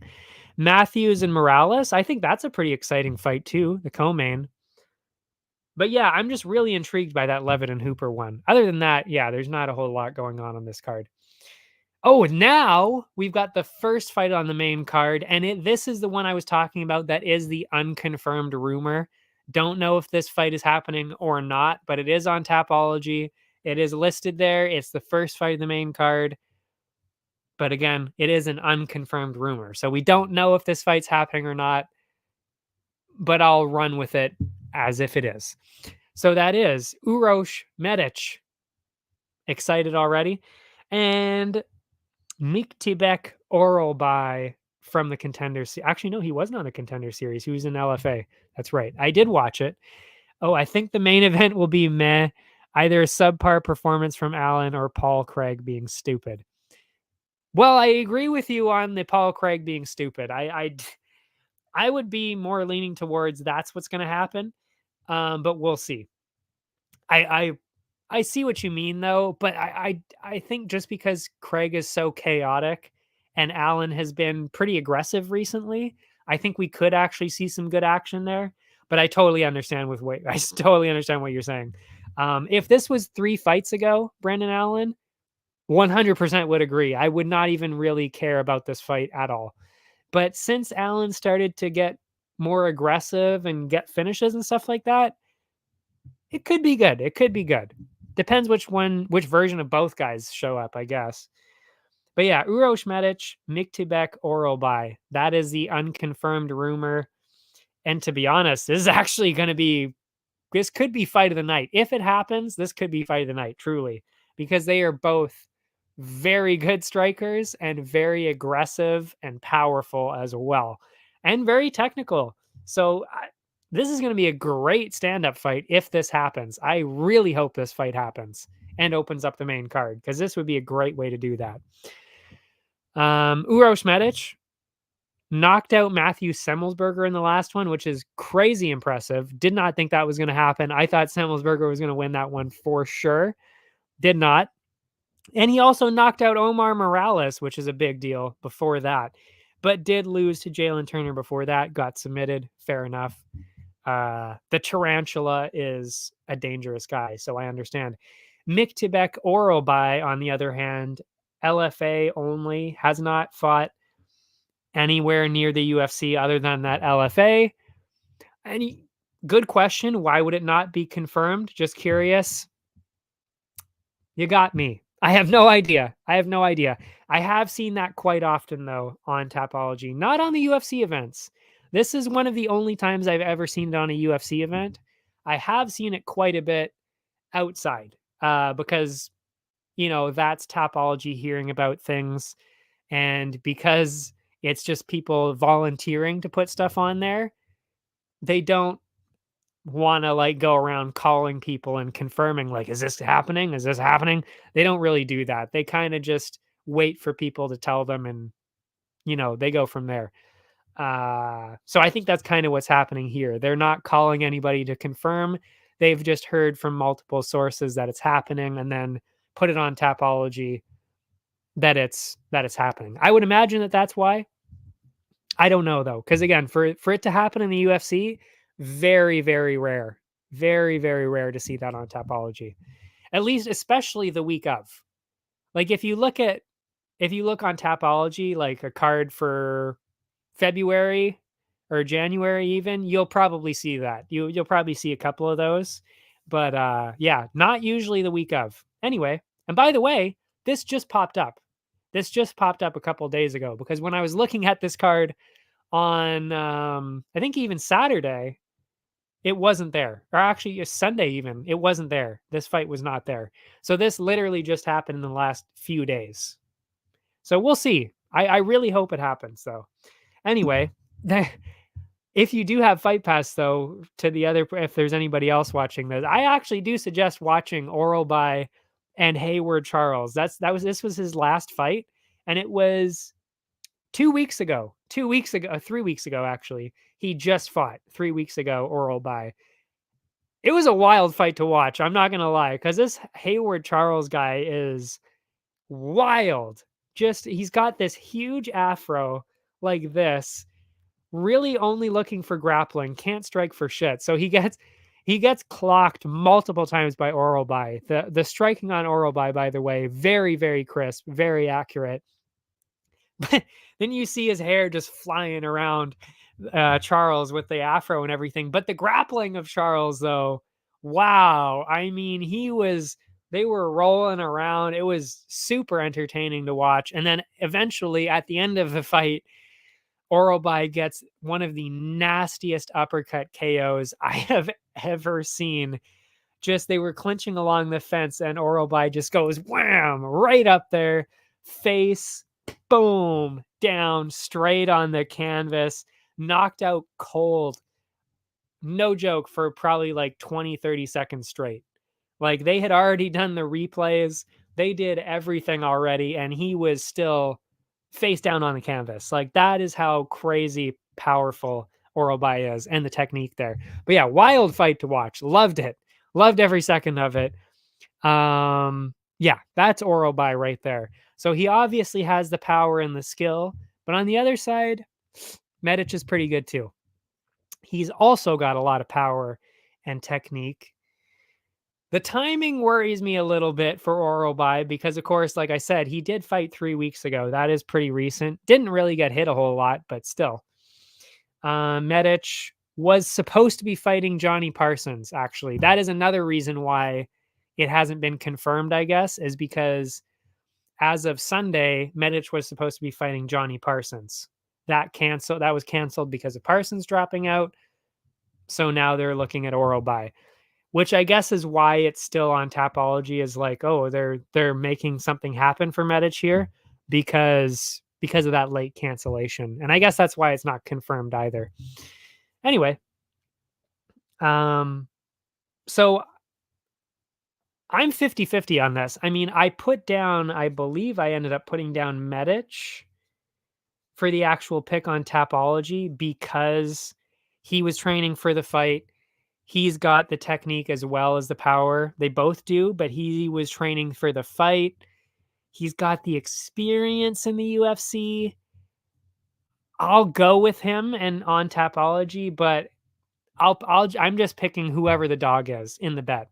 Whoever the dog ends up being for the odds, that is who I will put the money on because it is truly that close. I have no idea who's going to win that. Yeah, and I will probably be taking the under 1.5. Probably, that's just my guess, or over 1.5. It'll probably be the 1.5 though. We'll see. That fight though, completely up in the air. Don't even know if it's happening. Obviously, there's no odds for that. We shall see. But very excited for it because truly, that really could be fight of the night because both of those guys, very good strikers, very fun to watch. Now the first one for sure on the main card that we are definitely seeing, Amanda Ribas, Luana Pinheiro. And I this is another one I was 50-50 on. I really wasn't sure about this. Went back and forth on it, watched the tape, obviously, and everything. I did all my usual research stuff. I managed to settle on Ribas. She is the Tapology favorite. I will say that. More people on Tapology picked Amanda Ribas, but the betting favorite is Luana Pinheiro. I'll check the odds on that now, actually, to see what they're at. They are not up. They are not on the site. Of course they're not. Because why would they be? Oh, what? Oh, that's so weird. I pressed back. That is got to be the weirdest thing I've ever seen. It's not listed, but I pressed the back button, and this is what shows up. Luana Pinheiro and Amanda Ribas when I press the back button. But when you go and click on UFC Fight Night, it doesn't show up. It's not there. What? That's so weird. What the fuck? It's not listed on the site now. What is happening? This fight get canceled randomly? I need to refresh the page here. Did that fight get canceled? No. Huh.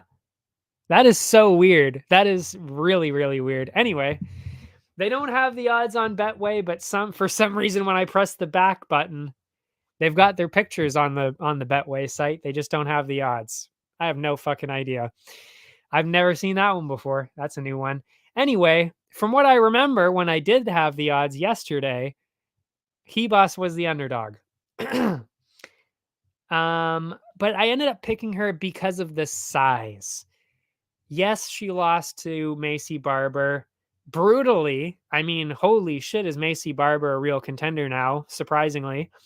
Um, but yeah, the fact that Hebos, if you actually paid attention, even though she did get finished, she was able to reverse Barber a couple of times. She was controlling Barber along the fence a couple of times. She was doing really well with the grappling against Barber, which I was surprised by because, again, Hebos is usually a straw weight. That was at 125 against Barber. We're back down to 115 now. So that size really, really makes a difference, especially since that is what Barber is good at. So I was a little surprised that she was able to reverse Barber and do that much. And striking not bad either, and striking higher pace than Pinedo. Pinedo has a chance to get a knockout, though, I will say, because Pinedo is a much better striker and more powerful. But the pace of Hebos with the striking, and then in addition with the grappling, I've got to go Hebos. I've got to go Hebos, but it is very, very close. I forget what I ended up picking on Tapology here, and maybe I'll keep that a secret. But the bets, I will be picking Amanda Hebos because she is the underdog for sure. Or at least she was yesterday. Who knows what this betting site is doing? I have no clue. But that's what I'll be doing, is probably Hebos, and then balancing it out with the under 2.5, because I'm assuming they're going to favor the over. That would make sense. That's what they usually do. But we'll see. Moving on. Back to what the guy that you brought up earlier, Peyton Talbot, Nick Aguirre. I mean, when I first saw this, I was kind of like, I don't really remember who Talbot is. And I don't remember thinking good things about Aguirre. So I wasn't really sure. But then when I looked into it a little bit more, I agree with you. I think it's pretty obvious that Talbot should be winning this. And also, he has, when I did watch the tape on the Contender Series again, he has quite possibly the weirdest tattoo I've ever seen. Top 5 most strange tattoos. It's just a dot. It is a circle about this big on his back. That is his tattoo. It's a filled in circle that big, just a hole in his back. That's his tattoo. That's got to be one of the most bizarre things I've ever seen. Another one that's like that, actually, that reminds me of is who is that guy? Fuck. The guy that looks like he's like a what? I thought it was a mistake on my computer monitor. That's funny. Yeah. Oh, Damon Jackson. I think it's Damon Jackson. He's got the 2 lines, just straight lines down his back. That's so weird. That's just so weird. Like, why? Like, I just don't understand. Like, it's not even a, I can't even say they're bad. Like, they don't look terrible. It's just like, I don't understand the thought process behind it. It's just so bizarre. It's just such a weird thing to do. Like, you got to be some kind of mentally just, you got to have something going on up there to think that you that a tattoo of a circle on your back is a cool idea, or a tattoo of 2 straight lines on your back is a cool idea. That's just weird. I don't know. It's just weird. Not bad, not good, just weird. Just weird. Anyway, Talbot, I believe, completely undefeated. Undefeated in amateur, undefeated at pro. Lots of finishes all over the place. The only the only fight that he didn't get a finish was on the Contender Series, and he was pretty close. Pretty close to getting a finish there. As for Aguirre, hasn't been finished either, and is almost completely undefeated. He has only lost once in his entire career, and that was actually his last fight, Dan Argueta, by decision. To me, that means he's a pretty tough dude as well. I don't think he's going to get finished this time either. Dan Argueta is pretty good too, by the way. So that's impressive that he lasted the whole time there. So I would imagine we would be seeing Talbot by decision. That's what I will be going with. And I think that's actually the exact bet I'm going with, because the odds, Talbot here, minus 650. So To bring it down, I think probably the only way to bring that down would be Talbot decision. I wonder if they have the odds for that. No, they do not. They don't have any other odds, just the money line. So that's what I'll be taking. Talbot by decision, and then probably balancing it out with under 1.5 or under 2.5, whatever they've got going. That's what I'll be taking. Next up, 3 fights to go, my bad. It is our fight of the night, our main event. That is Jordan Leavitt, the twerking king, and Chase Hooper. Chase the Dream Hooper and Jordan Leavitt. Which, by the way, Chase the Dream Hooper, I mean, come on. Is that not one of the best nicknames you've ever heard? Chase the Dream? Come on. But yeah, as for the matchup, I'm pretty convinced that Hooper is going to win this. After I saw everything, after I watched the tape and everything, I'm pretty sure Hooper's going to win this. In fact, I actually put him in my parlays because I'm so convinced that he's going to win. Leavitt, I mean, he's got okay stand up. I mean, we saw that against Patty, that it was like, okay, it's like, it's not great, but he was landing a little bit. He did get hit quite a bit by Patty, which kind of tells you not great. And the grappling, it was actually the grappling against Patty that convinced me, okay, Hooper should win this very easily, because he was actually stuck in multiple submission attempts from Patty and ended up getting submitted by Patty. And Hooper could be the best submission guy in the division, no joke. Like, he is the real deal. Like, he regularly does jiu-jitsu tournaments, and he was on, I think, even Fight Pass or something to do one on there as well. Like, this guy almost exclusively does grappling. So, and he's bigger than Leavitt. So already, I mean, he's going to have the position. He's going to be able to reverse Jordan Leavitt, do whatever he wants. He's just bigger, more slick. And I think just better all around. Because if Patty can submit him, I think Hooper can submit him too. So I actually think he might even be able to get a finish here, Hooper. I really do think that.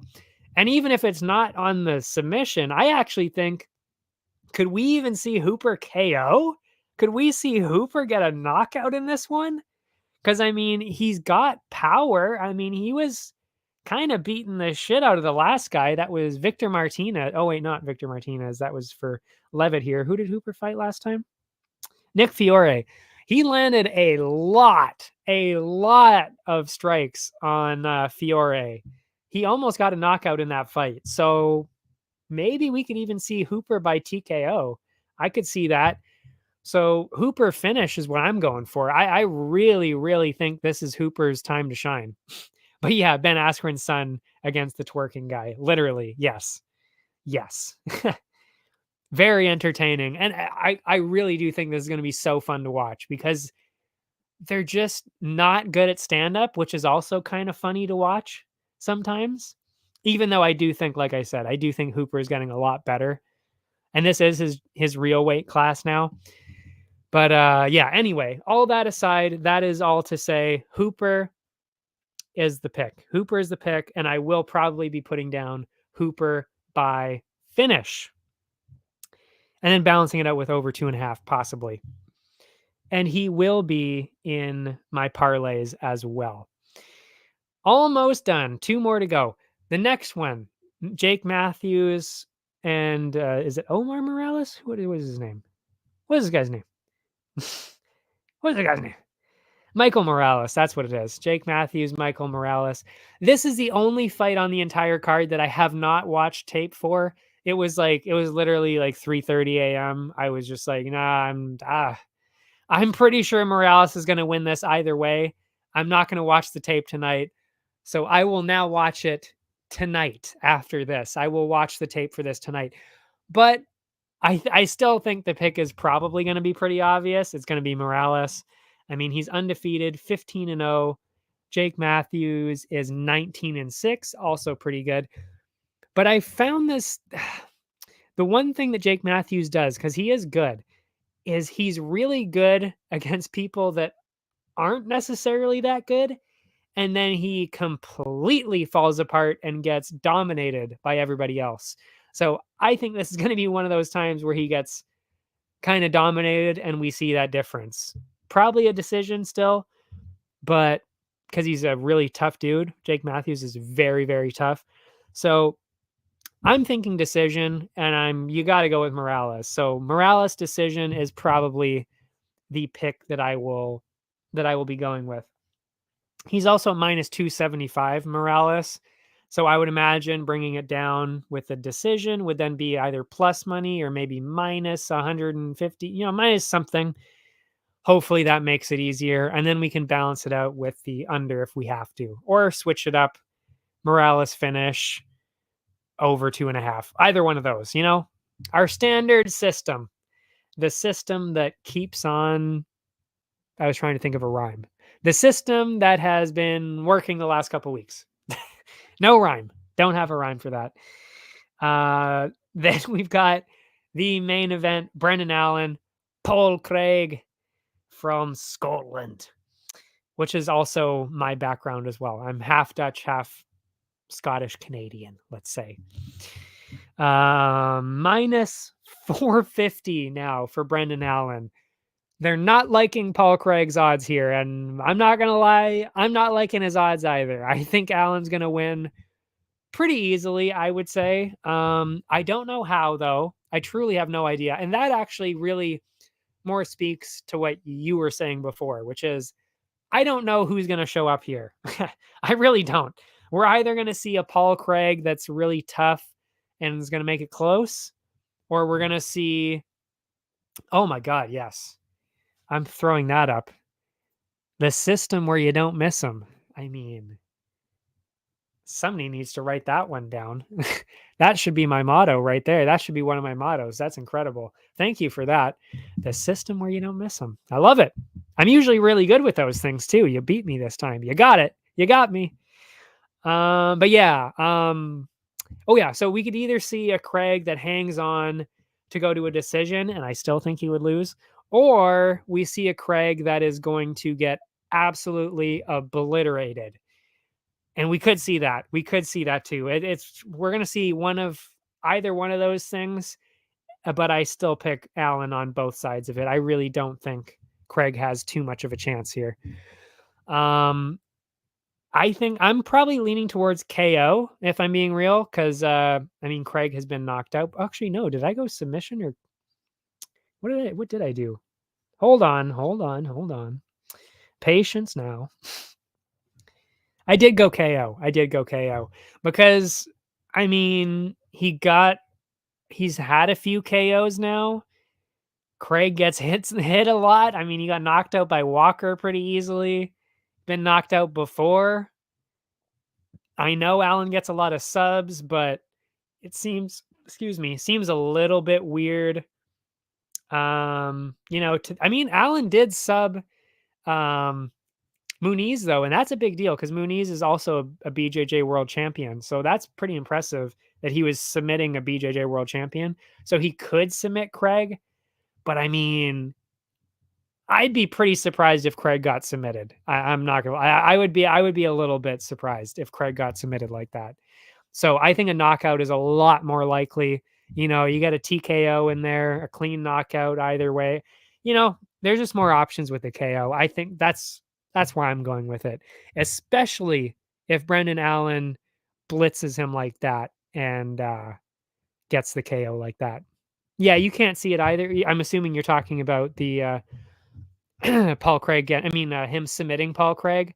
I can't really see it either personally, but the only thing that has me a little bit hesitant to go straight up KO for Brendan Allen is because if you look back, Craig has been submitted twice. Like that is a real thing. Like he was knocked out by Tyson Pedro, knocked out by Khalil Roundtree, submitted by Jimmy Crute. And I thought he was submitted by Ankalaev. Where is that? Where is that? What happened there? Did he not? No. Oh, he submitted Ankalaev. That's where Ankalaev got in. But he did get submitted by Jimmy Crute. So remember that. If you get submitted by Crute, you can probably get submitted by Brendan Allen. Especially when Allen has, what is it, 3 rear naked chokes in a row? You know? That's the only reason why I'm hesitant to go all in on all in Allen. That's actually literally his nickname. That's why I'm a little bit hesitant to go all in on Allen KO. So we'll see how the odds turn out. I might be going Allen KO if the odds. Oh, actually, this should be there. Oh, it's not. Of course, it's not. Even the main event isn't even on there. Oh, these betting sites, they kill me every time. And what do you think about posting a picture for your main card pick, main event pick? So you're talking about pick for Craig and Allen, and you're saying maybe doing that every single time? Is that what you're asking? I just want to make clear, make sure that's what you're asking before I answer. And that is it, by the way, for the card. I will, while you're answering that, I will start talking about the parlays, and I've already got them down. I already know what I'm going to be doing for the parlays. The sniper pick, as I mentioned, has to be CLD. Christian Leroy Duncan. I don't see how he loses to Tululin. Seriously. Tululin is not good at all. He's also over 10 years older. He's been knocked out multiple times early, and CLD is kind of a knockout machine. So I don't really think that's even going to be close. And what are the odds for that? Oh, that's right. They didn't have that up. Fuck. I can't even make the sniper pick because I don't have the odds up. Good Lord. The top fight for every card.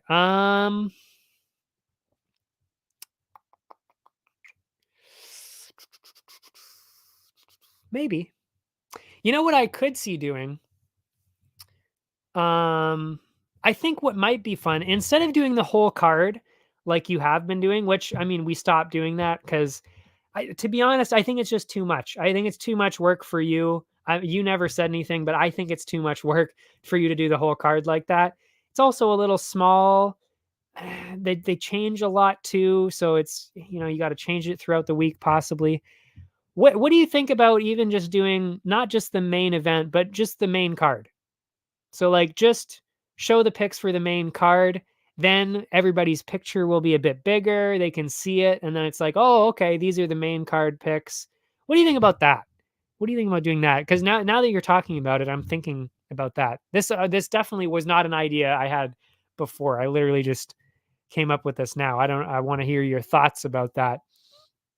I think that'd be not too bad, right? 5 matchups instead of 11 or 12. And to be fair, I actually, my main card picks are usually way more spot on than the prelims, but I still have a 68% average. I'm not gonna, not to prop myself up too much, but I do tend to do better on the main cards. I think my main card average is probably more like 80%, no joke. Like I really don't get main card stuff wrong very often, but in comparison to the prelims, I should say. Sent a concept for the main card pick. The full card would be way easier, absolutely. Plus, it shuffles a lot less. Yeah, exactly. Which is what I was getting at too. Is main card fights matchups don't usually change throughout the week, so it'd be a lot easier for you as well. Also easier on me because there's way more film on those, which is why I usually get them right more than the prelims. Anyway, okay, we could talk about that more. I like that. But if you sent a concept for the main event pick, I'll look at that later for sure. But yeah, prelims. Let's wrap this up so I can get eating. A is obviously CLD. We just said that. Sniper pick. B has to be Parkin. I mean, Machado, I seriously don't think has a chance. So B. But because it's heavyweight, we'll put him at B. And because I like CLD so much, he's at A. Makes sense so far. C is Brandon Allen. Again, I think he's a pretty convincing favorite. I think he should win pretty easily. So I think C is the right way to go with it. Also, C is not in the triple play. It's just in the Grand Slam. So even just the way that I'm splitting it up here, just in case Paul Craig does something crazy, it won't affect the triple play. D is Talbot. So that would be ABD. That's the triple play. So the triple play is CLD, Parkin, Talbot. I like that. So, if Talbot isn't necessarily as good and he kind of fucks us up, it's like, okay, that doesn't lose us all the parlays. That just loses us the triple play. And then the Grand Slam has Brendan Allen, Parkin, CLD, and Chase the Dream Hooper. I got to put Chase Hooper in there because I really do think he's going to win. I think he's a very convincing pick in this one. Ooh, actually, I might be switching out Hooper. It depends. Depends on what I think of Morales when I watch the tape. Because if it's close, because I could see it being close with Matthews, I will leave it here with Hooper. If Morales looks like a very obvious person to pick, I would switch him out for E. That's the only thing that could change here, though. But everything else is the same. And those are the only parlays I'm doing. Triple play and Grand Slam. And I'll just quickly go through that again. ABD, that was CLD. So Christian Leroy Duncan, Mick Parkin, or Nick Parkin. Now I can't. Mick Parkin, I think. And Talbot for triple play. Grand Slam is CLD, Parkin, Hooper, Allen. Possibly switching out Hooper. We'll see. And that's it. I mean, it's done. I just did something in 5 minutes. Okay. Oh, yeah. Did you work on anything the last few weeks? I'm not saying we had a break, but it was kind of a break a little bit. Did you happen to work on anything else? Probably not, I guess, or else you would have sent it to me. But I figured, especially with you got whoa, is that true? I should put that up there. That's news. Breaking news, Frank. Before you go, is it true about them canceling the China card? I have no idea. I did not hear that. I could check it for you on Tapology. I'm sure they would have updated it on Tapology if that was the case. I will check for you right now. It is. How disappointing is that? Wow. I did not know that. That is shocking and disappointing. Very disappointing. So if we look at the cards, it is Allen versus Craig. That's this week. Then we are going to Austin in 2 weeks from now. That's a good one. Dariush and Sarukian. It's actually a pretty good fight. And then it was supposed to be China, Shanghai. And yeah, you're right. Song versus Gutierrez. Now UFC Apex, Las Vegas. That absolutely fucking blows. How badly does that suck? I was doing your driving test last week, but I've been thinking about some ideas that might be cool. Okay. I love that. Yes. Send me as many concepts as you want. I love to see everything. That would be awesome. But wow, that sucks. That sucks that we lost that. I'm not even joking. I was excited for that card. I really was. Because I thought, okay, maybe that's when they're going to be finishing Road to UFC. Truly, I thought that's what they were going to do. Man, that absolutely fucking blows. Then we have then makes up for it with Edwards Covington. That's a good card. And as it stands, I believe that is the last card of the year, Edwards Covington. So 1, 2, 3, 3 cards after this. That's it. 3 more to go for the end of the year. As for me, though, before I go, I would just like to say that I am not going to be here next week. I am staying at my dad's place, which is going to be empty next week, so I won't be doing this. But also, it's all good because there is no card next Saturday anyway, so it's not I was just going to be recapping, this week's card anyway. So it doesn't really matter that I'm missing one. You just won't see me next week, and that's okay. That's okay. There's nothing wrong with that. But yeah, that's it for me. If you want to see any of the visuals that we were just talking about, that is down below. Instagram, Twitter, or X, I should say. I keep saying Twitter. My God. Instagram, X, those are below. And then, yeah. I was trying to read. Area 51 has got all the other sports. That's also down below. And that's it. Thanks for watching, everybody. Have a nice stream off then. Maybe we can, yeah, that would be good too. Yeah, we can definitely discuss some more ideas like that. And I'll actually be working a lot more on the visual stuff for my game as well, which means that I am very close to being ready to making visual stuff for this show, Instagram, and X. So it will look, what I really want to do, since we're still talking here anyway, I might as well just say my plan is to have everything ready for January. So, we'll do everything the same. This will all look the same and everything until the last card, Edwards Covington. And then hopefully in those 3 weeks, in that 3-week period or a month, I will then have time to make all of the visuals for this show, Instagram and X and all that. And it'll be fucking amazing when I come back. And that includes graphics. So, kind of where this is, where this TV is actually, I want to put up, of course, graphics for the bets, recaps for the bets from the previous week, do stuff like that. That's the plan. And then, of course, visuals. I'll have maybe some fun ones, because I have the "you blew it" one, the visual that I throw up sometimes. I didn't make that, so it's not that great. I just use it because it was given to me. It was free. He gave it to me. I it's whatever. I just use it. But I'll probably make more fun, better looking, punchline ones, like "you blew it" and other stuff like that too. Probably I'll even make an opening sequence, like, how I have the opening sequence there. I didn't make that either. Again, somebody from Area 51 made that for me.